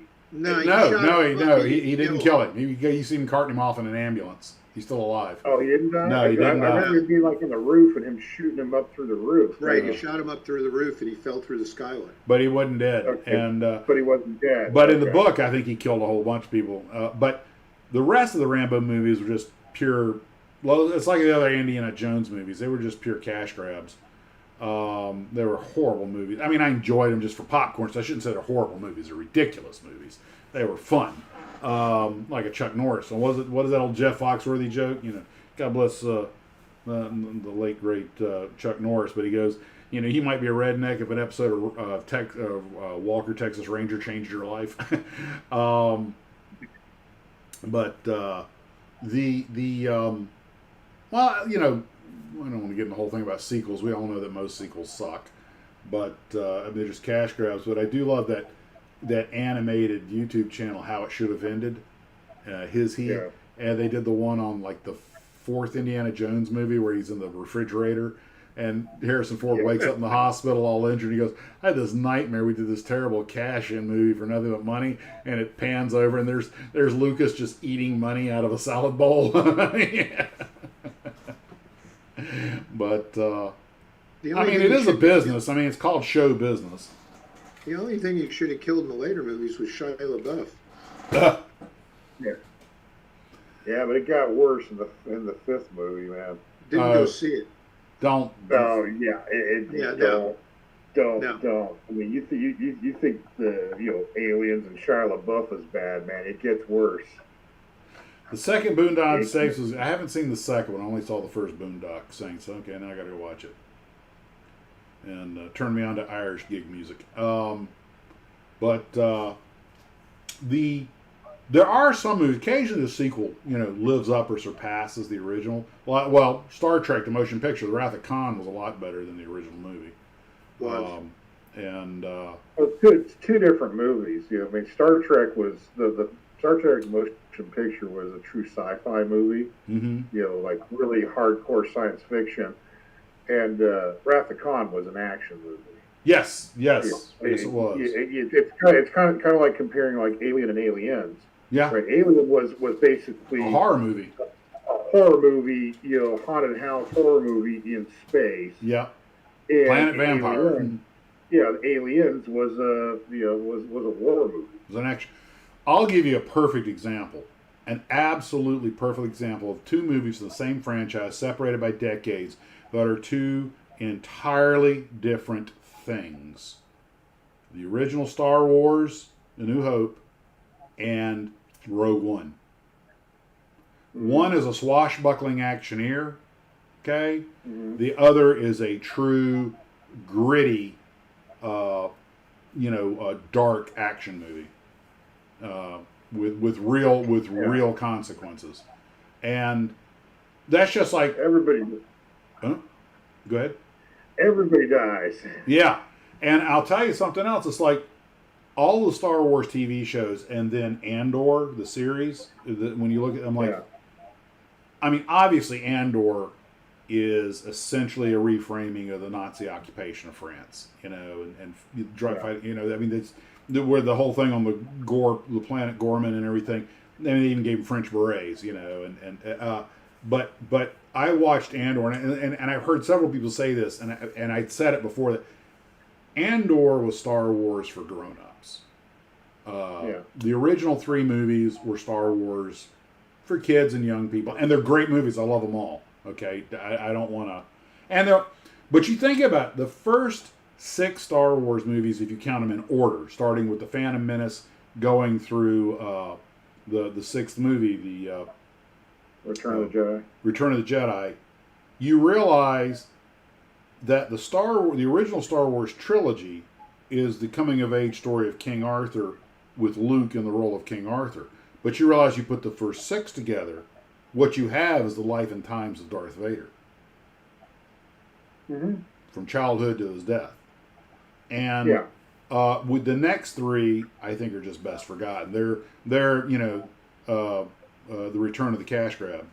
And but Rogue One is the only one that works as a standalone. Apparently, they were trying to think of what to do to make more money out of Star Wars, and somebody used that throwaway line from Mon Mothma. Well, you know, many Bothans died to bring us up. Hey, how did they get the Death Star plans? That could be a good story. And it was. And it was such a popular movie. They said, hey, we can do a prequel series. Andor was a whole nother world. I understand why hardcore Star Wars fans did not like it, because it wasn't, you know, there's no lightsaber battles or anything. It wasn't Star Wars. It was, you know, the Nazi occupation. It was Inglourious Bastards. Sure. But it was good. And I was like, you're not used to having this level of agency in characters like Luthen and even Daedra, the villain, Daedra Mira. I mean, that is how you create. That is how you write a villain.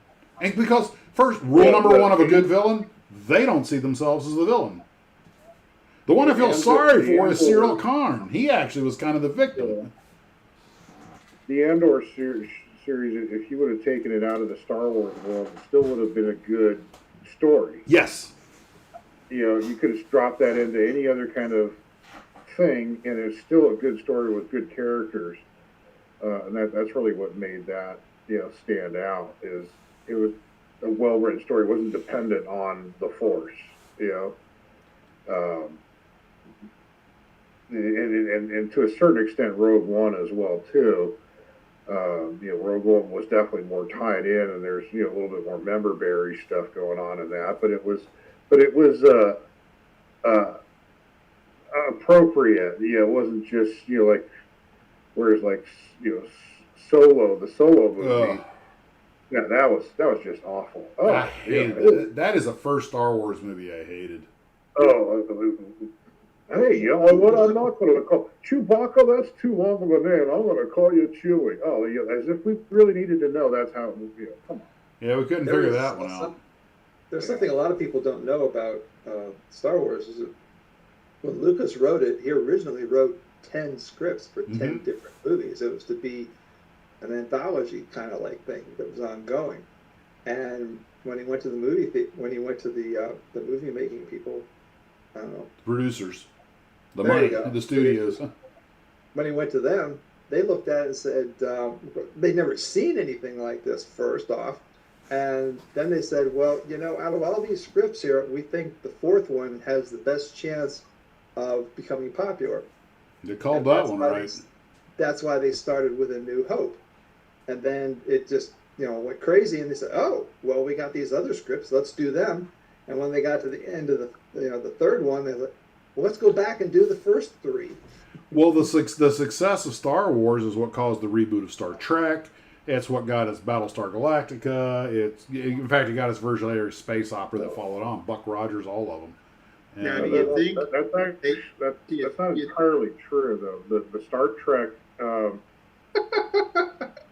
Star Trek was having a reboot. There was actually going to be a second TV series. Yes, yeah, Phase 2, Phase 2, and so that was already happening prior to Star Wars. The Star Wars got it shifted to the big screen off of TV, but they'd already all the original cast had already agreed to do it. They, the redesign of the ship, the costuming, all that stuff was already being done. They just got it switched to the screen instead of TV. I do like what H&X Media pointed out, though. He goes, you do realize that the Ewoks, they ate people. They weren't teddy bears. They were ferocious little hunters. What do you think happened to the bodies of all the dead stormtroopers? Never So saw do it you think them they laying thought around. of this? Do you think they thought of this in terms of trilogies and future movies when they came out with Godzilla? In 54? Nah. Yeah. It was just a metaphor for the atom bomb. They had, I am telling you right now, Toho, Star Wars, I think they had some idea, but Toho had no idea the universe they were creating when they did the Godzilla movie. To them, I mean, I remember reading about it. They'd gotten the money to do a movie that fell through, so he had this money and had to come up with a plot. And he was flying on a plane back, and he kind of came up with the idea. And that whole thing with the was the Lucky Dragon, the ship that caught the radiation, that the Unlucky Dragon, which by the way is still on display in Japan. That it all came out of that. And you look at it now, anybody. I mean, I even noticed this when I watched the first movie the first time as a kid. The various hand puppets and costumes all looked different. The scale kept changing. But in the 50s, nobody noticed any of that stuff. They didn't, they didn't have, the ability to stop, rewind, pick it apart. But the movie touched into something in Japan because of the obvious, references to atomic bomb. And I actually did a video here about how it came to America. A lot of people realize that thing. The reason I named the submarine, the Marathon submarine, I gave it the number 1054, and I posed it with my Godzilla, was because October 54 is when it aired. People don't realize, I don't think it got to the U.S. till like mid-55, because an independent, and Steve, you know this, in those days, people went around and shopped movies and brought them in and got them into syndication. Godzilla came over here basically as a recut, redubbed, second-hand Japanese movie. And when it hit the United States is when it really became a phenomenon. I mean, the Japanese were dying to break into the American market. They'd never been able to do that, and all of a sudden this movie did it. Man, they weren't letting that thing go. Okay, so now you guys spent 3 days in LA area. The show, visited stores, you bought some stuff. Now, how much did each one of you spend, not individually on each kit, in total, and how much would you have spent if you didn't have to explain to anybody what you would have spent? I can It sounds answer like that. a Neil Diamond song. Eric, I'll let you go first, but I don't talk about money when it comes to kits. yeah, his wife may watch this thing. No, Or his girlfriend. like if you notice in any of my videos, I don't talk about how much I paid for a kit. I don't talk about how much the kit is worth. I don't talk money when it comes to the kits. Because to me, it's whatever it's worth to you as an individual. How much you want to spend on it. I know that I devalue kits by breaking the seal on some of the stuff. I know some people wet themselves when I do that. But it's not about the money, and so I don't want it to be about the money, but just in general, would I have loved to spend more, when we were in Shangri-La? Yeah. Oh God. But I also know that was top dollar, that would be top dollar stuff too. They weren't just oblivious to how much stuff was worth. So they gave us. Oh no, they knew it. Yes, they absolutely knew what they had. They definitely gave us some deals, but it wasn't like finding something in a box underneath the table at the show that the guy's mainly a car guy and he's just got this one airplane kit and he just wants to give it away. It wasn't like that. But so. Okay. Did you spend more at the show than you traditionally spend at the show, or the same, or less, or? I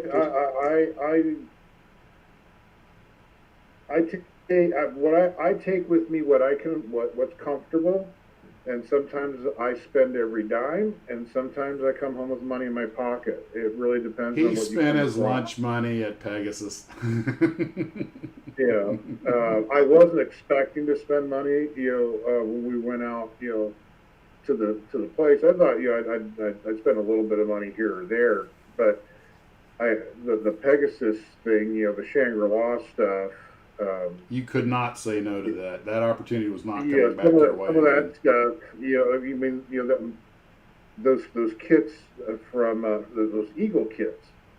I've never seen an Eagle kit in person. It's like this mythical kit from, and they had all of them. And unfortunately, they knew what they were, and some of them, were, I think, a little unreasonable for what they were asking. So I left those behind. I wish I could have taken those, but I got 3 of those. 3 out of the 8 that they had that I was comfortable with. They were basically pricing them, sort of using Worth Point and eBay to sort of see what they were selling for to try and gauge a price. And the prices were all over the place. Some of them were, one of them was almost $100, wasn't it? Oh, well, yeah, well over. And that's the thing. You start getting into some of these obscure, things. Is there's not a lot of data to show what some of the stuff is worth, and so you get one sale that was for, whatever price. What else are you going to base it off of? And so that's where they were kind of going off of.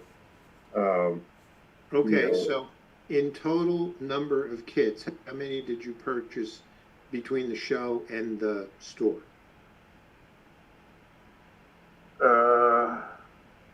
He's looking at them right now.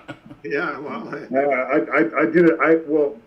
I just posted a video where I showed every kit that I did. And that video I watched it. That video was 40 some odd minutes long, so that tells you how long. But I'm going to say, 40 to 50 kits.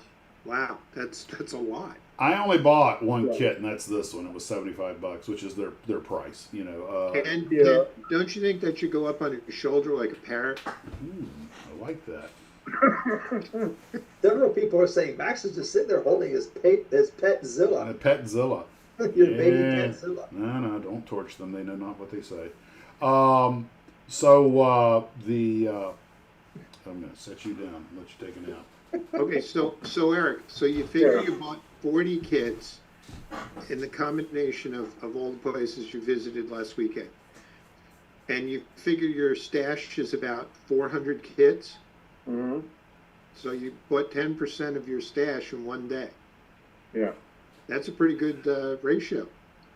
Well, you got videos for the next year though now, so. And that's what's. I'm gonna have to get. Sluggo wants to know. Yes, I saw. Taking. Yes. What makes you think he hasn't already been there? That's the only one I bought, but I sold all the kits that I brought with me, but at respectable discounts, but to help defray the cost of the trip. But I did acquire some kits that were gifted to me. Tommy Moreno gave me that beautiful Revell 132nd scale Corsair with the resin kits. I'm going to do, when I get around to building it, I'll do a video on it. I actually kind of pushed that up the list. But Jim Keeshan gave me a couple of models that, and there's one that's being shipped to me. But the reason, let me tell you right now, I could have dropped $2,000 just at, if shipping and these other things weren't an issue. There was so much stuff at Pegasus, I could have gone bananas. Most of the stuff they sell at Models of Motion, I already have. So I wasn't really, there were, I should have got that Atlantis X-17 rocket. And there was one or two others I probably should have grabbed. But I was thinking it's got to fit in my bag. It's got to fit in my bag. Because the cost of shipping a few kits home, good God, it costs more than the kits do. Ken, you should get that spare bed in the boat ready for the next time he makes a trip like this. Okay, I got two things. Yeah. Two things, Max. Okay. KLS&C says, if Max had a soft stuffed Godzilla, I think he would sleep with it. Makes you think I don't. And Sarah Jane says 400 kids. Eric is just a beginner. Max, would you do a Halloween live stream dress as your favorite lizard? If I had a Halloween costume, probably. If I had a... Well, they did have it. They did have the Halloween costume at Monsters in Motion on the side stairwell. They had the old ones, that vinyl vinyl drape thing with the or mask. Ken, now we know what his birthday gift is. You know what I can do instead of wearing a costume is I can put I can put the camera on one of my Godzillas and puppeteer it.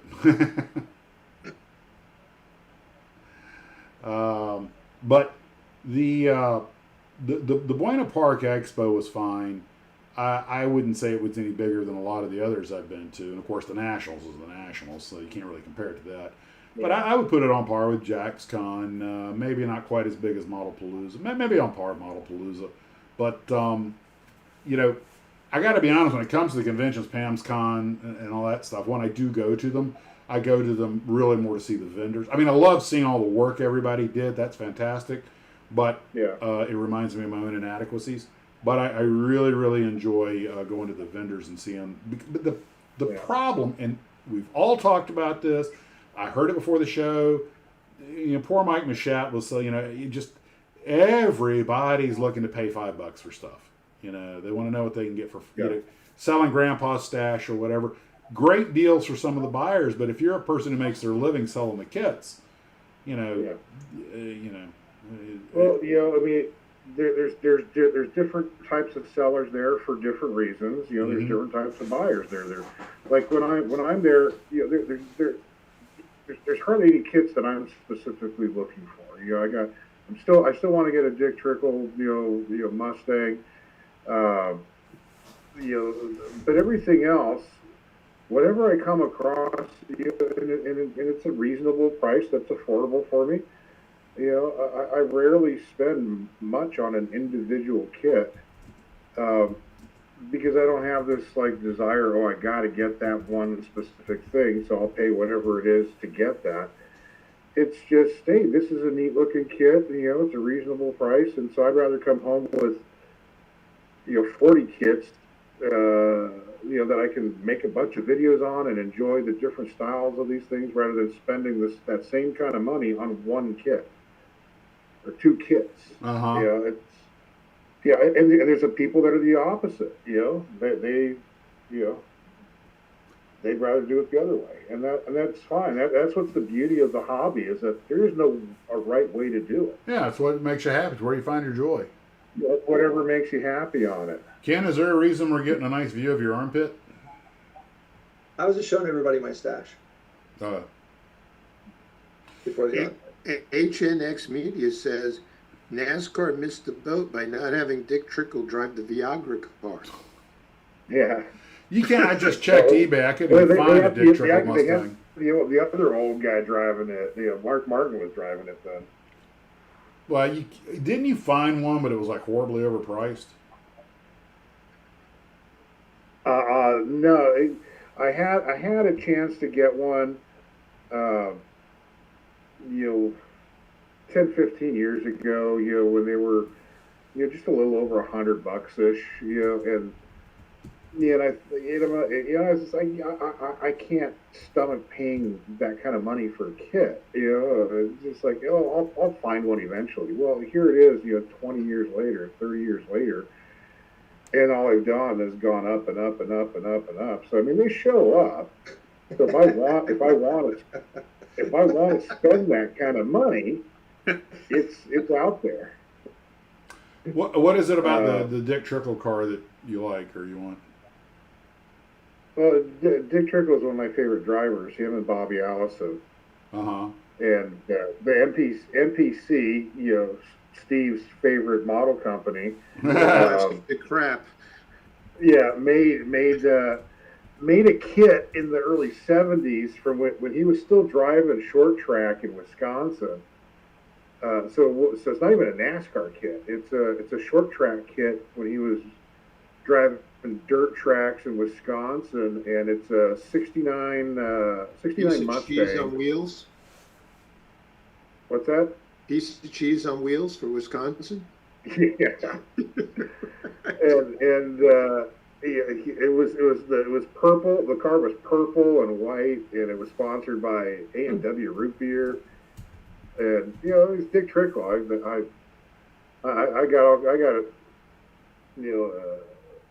got to meet him in person, one night, when he was here for a race, which is a whole nother story. Spent a whole evening hanging out with him and his pit crew, and now I understand why he never won in NASCAR, because they were drunk. We're drinking all night long, So. Well, who made the model of his car? NPC. NPC. I'm sitting on Scalemates. I can't find it. Yeah, it's a short track.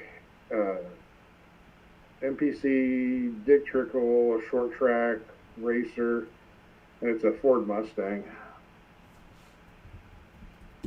You surely must have the Bobby Allison Matador. Yeah, so I've got the various different versions of the Bobby Allison Matador, and for a while, when I was a little kid, I got the Bobby Allison race set. So it was with the car, with the van and the trailer. They do a van with a Chevy van. Yeah, it makes sense. Yeah, so AMC didn't make a van, so no. So they had to use something. So I got that set when I was a kid, and I tried starting it, and I kind of, it was way beyond my ability when I was like 8 years old. And at some point it disappeared from my parents' house, and I think somebody in my family made that thing disappear, and so that ended up being when we were going to the shows. I was like, I want that kit back. I want that kit back. And then one day we came across one, and my dad got it and ended up back in my collection again. It's 30 years later. One of the kits I would love to get, even though it's just a lousy kit, but it goes back to my childhood. I never had it. My brother did. Was that horrible Rat Patrol kit, but it had such cool box art. And, but you get the kit, you go, God, this is so disappointing. But God, I'd sneak down there and play with those Jeeps all the time and everything. I loved that show as a little kid. And, of course, I was like 6 years old. But I'm looking at NPC Mustangs. I cannot find Dick Trickle's car. Well, it just means it's not in Scalemates, maybe. And Christ, God only knows how many variations of that there are. Yeah, but I don't know how it's listed on Scalemates, but if you go like on eBay, there's been 3 or 4 that have sold recently in the last couple months. What are they going for? 3 times the amount that I could have gotten one. Supply and demand, I suppose. I'll probably never get one through. It's going to be. I'm going to randomly find one day someplace, because it's not going to be on eBay.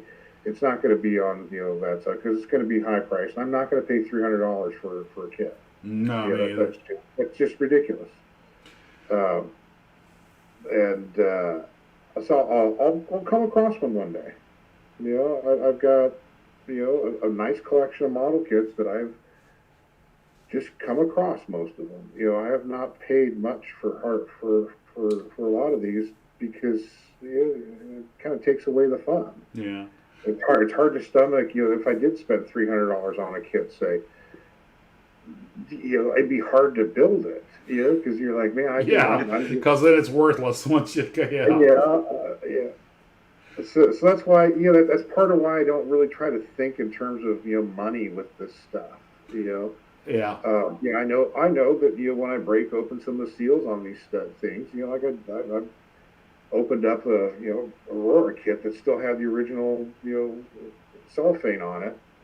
I know that tanked the price on it, but I didn't care. because I don't think of it in terms of that kind of money. It's a nice kit, and I wanted to open it. I wanted to see it. I wanted to play with it. I'm probably even going to build it. But if I'd spent $300 on that kit, then I might have some second thoughts on it. So that's why I don't spend $300 on kits. Yeah, it does tend to. Okay. Hey, speaking of expensive kits, Max, how's your Shinden doing?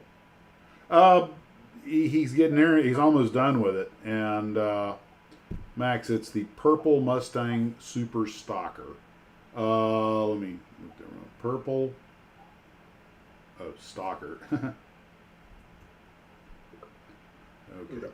I'm not going to Fort Wayne, Indiana.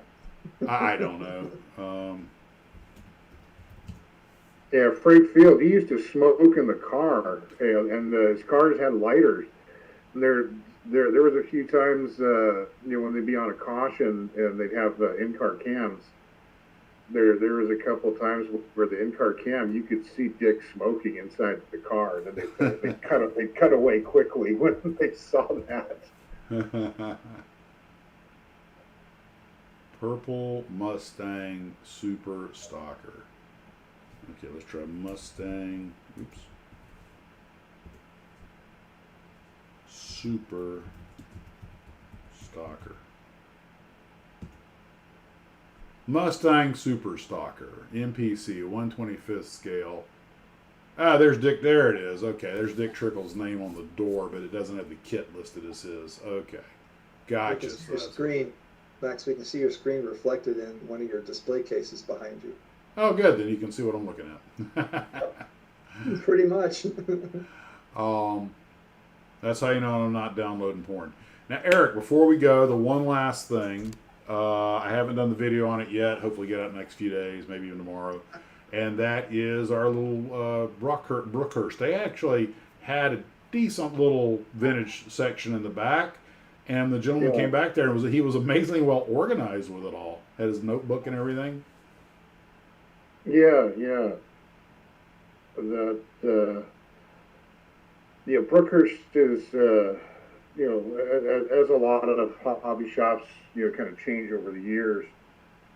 Brookhurst was primarily, plastic kit place for a long time, and gradually it's shifted, and now it's about half of the store now is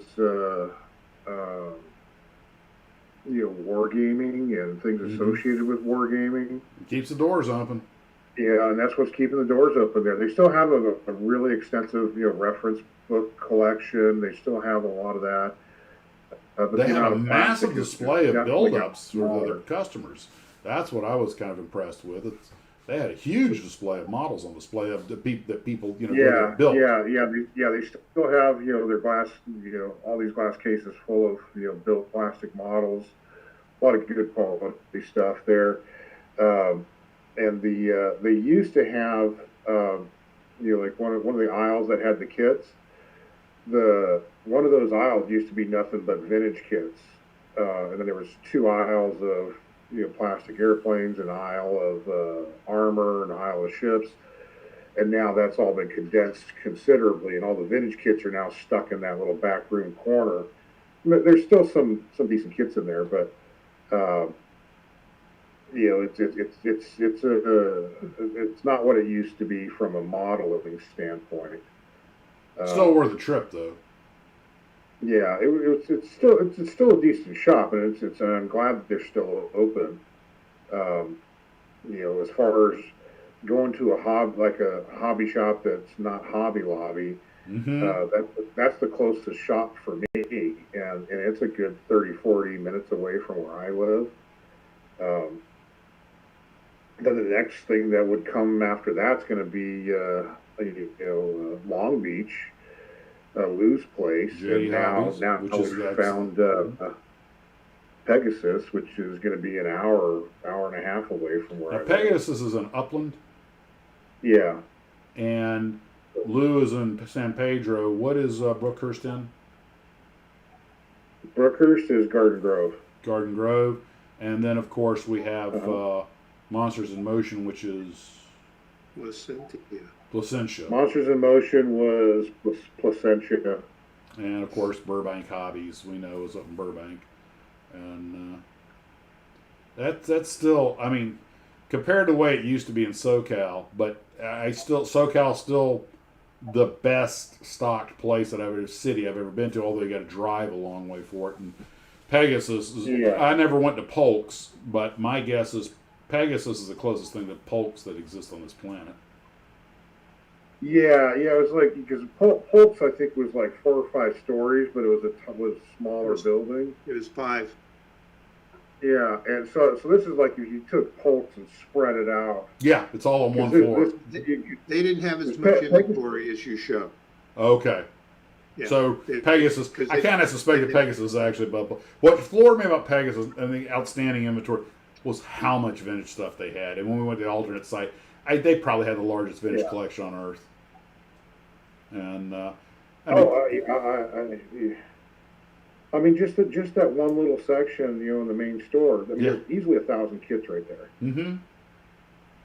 And then what we saw, the alternate location, there was easily another couple thousand of just us what we saw. What we saw in all these boxes that. These boxes had 100 kits in it, and there were 100 boxes there and 100 boxes there, and it gets into the tens of thousands. When we walk down the aisle, you just look to the left, and there'd be a box that had been cracked open, and there's a freaking Revell store display of a 60s kit. Yeah, there was a zero. You didn't even know what it was. There was a zero still in the styrene. It was a store display, and it still had the saran around it, the original plastic around it. Yeah, I mean, every direction you look, there's something. There was something sticking out of a box, or something laying on top of this pile of boxes, and it's like you get giddy when you saw a box that was up because you're going to open what's in here. It was like Christmas every 30 seconds. It was sensory overload. And the only box I opened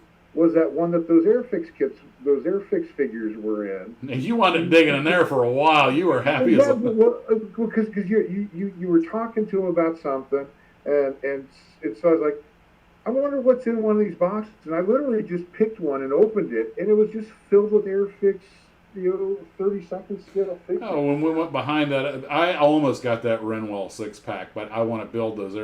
I found a factory sealed Renwell 6-pack of Aeroskins, and I've been looking for one to build. And I was like, I'll cut this open, and I can't. This thing is still in the This belongs up on the wall, And there's some of them. First issue of these things, and they're brand new. This one still has the original cello wrapping on it. Paratroopers. You could just feel your wallet shrink. Oh yeah, I could have walked. Yeah. I could have walked out with 20 or 30 of these things, but I had to no, I can't. I can only pick. I can just pick a few, and that's enough. Next trip. Yeah. Well, the clock on the wall says it's that time to go. I'm so glad we had this time together. Are we officially in the after max hours? No, I have things, have commitments. And but guys, I want to thank everybody for coming out with us. I hope you guys had a good evening. We'll share with us. I'll do the Brookhurst video as soon as I can. I'll probably push back the date on the crappy kit build. I got a couple emails from people that need some more time. That's odd. I would have thought the crappy kit build would have been the quickest and easiest, but I have been compressing these little group builds, so I'll push it back a couple of weeks or something. But yes, Ken. I'm Ken. Yes, okay. you're Ken. Sluggo wanted to know: did you see the Mobius Bride of Frankenstein kit at Pegasus? No. Did you see that? Maybe we did. I don't know. I don't remember it if I saw it. Eric, did you remember the Bride of Frankenstein? I don't recall that specific one, but there was a bunch of them there. I think somebody was asking if they're going to put that back in production, and I don't know that they are, but who knows? I don't think so. But all right, guys. Well, wonderful live stream, man. We actually more or less stayed on topic. Had a grand old time. I'm planning an interview with Alan. Hopefully next week I'll do an interview with Alan Bussey of Old Model Kits, and we'll get that posted at some point. He may come on a live stream with us at some point. And that's all. Why would you do that to him? Don't you like him? I don't know. We'll wait till after interview him, then I'll decide. Guys, thanks for coming out and spending some time with us. Guys, I'll let y'all say your nighty nights, and then I'll kiss everyone goodbye. You're going to kiss everybody goodbye? Metaphorically. Ken, I'll let you start. Thanks for coming, guys. We know you have other choices, probably better ones. They must be really bad if you're here. Yeah. There's two ways to look at being here. You either have a horrible life or a great life. It's all in how you look at it. But we're glad you made it. Hope to see you again next week. Guys, thank you for tuning in. We hope that it was enjoyable. We certainly learned a lot from the trip that Max and Eric went on, and learned that Eric can be had for $5. So, inspiring. have a lovely week. We look forward to seeing you again next week. Eric?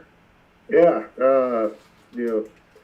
Max, I had a great time with you last weekend, exploring around. I got to do things that I hadn't even done yet. So I appreciate the time that we spent, horsing around and, getting behind the scenes of things and stuff. So I really appreciate that. And, hopefully the viewers, got a sense of what we got to experience and, can get some joy out of it as well too. So thanks for having me on tonight to talk about it. I appreciate that as well. So thanks for watching, everybody, and hope you have a great rest of your week.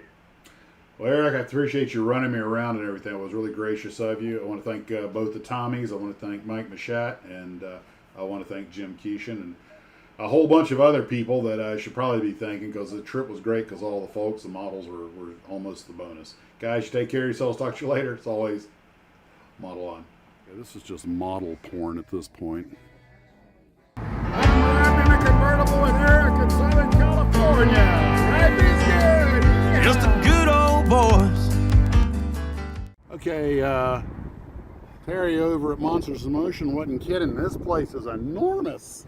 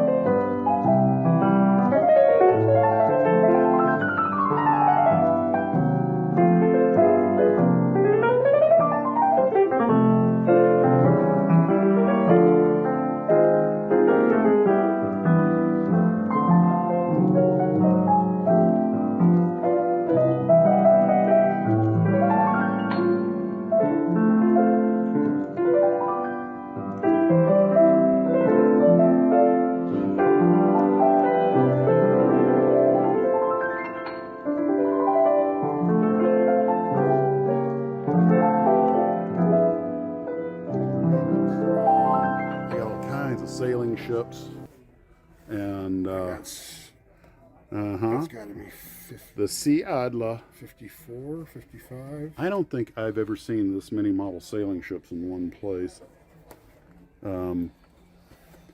Here's all the armor and stuff. Here's the big kits up top side, and we come over here. There's just all kind. Here's one of the old Revell Trio kits. The 3-packer, and there's several of the. This is just all kinds of stuff here. Modelly goodness. I'll tell you what I'll do. I think I'll just take some stills. Lord, I don't even know where to begin. Well, we'll begin here. Here we have 6 levels of models. The big stuff on the top. Level 2, level 3. Level 4, level 5, and level 6. Gosh, I thought I was done. I completely missed all of these. Good God. The boy could have a pretty good time in Vegas with all this stuff. Who the heck is Toy Star? Here is all the train stuff. And plenty of it. One of the most amazing things about this establishment is how well organized the kit models are. Here is one of the owners, Larry, explaining their system. Somewhat organized by manufacturer, so you'll start off with Revell, and then you'll start off with your A's if there was Aston Martin and stuff, Cadillac and Chevys, and then with Chevys you'll go into the car model like the Bel Air, and you'll go with the 55 Bel Air over a 57 Bel Air, the Del Rey, Camaro, and once again it'll be by the year and stuff. So it's pretty easy. Like if you say you're looking for a 64 Impala, you'll go in the Revell section to the Chevy and then to the eyes for Impala, and then by the year for the Impalas. It'll be the same thing when you come to AMT. As you can see, is the cars on the U.S. manufacturers are done by the product manufacturer, the car manufacturer, the car model, the car year. We can do that with these manufacturers, and we can do it with the Mobius line also into it. It's a lot tougher into like the Japanese lines to do that because their boxes take up more space and they don't have as many, there isn't as much consistency to be able to do that with. We've done it a little bit with Tamiya. Hopefully it's a little bit organized and stuff, but I do try to group the stuff together to make it organized, and so that when someone asks, it comes out a bit easier. The owner, Larry, and his number one man, Eric, with a K, not to be confused with our Eric of Celebrating Vintage Model Kits, gave us an in-depth interview and a great deal of their time. That'll be the subject of the next video. For right now, I will show you an incredible video montage of what they've got. So sit back and relax and enjoy the view.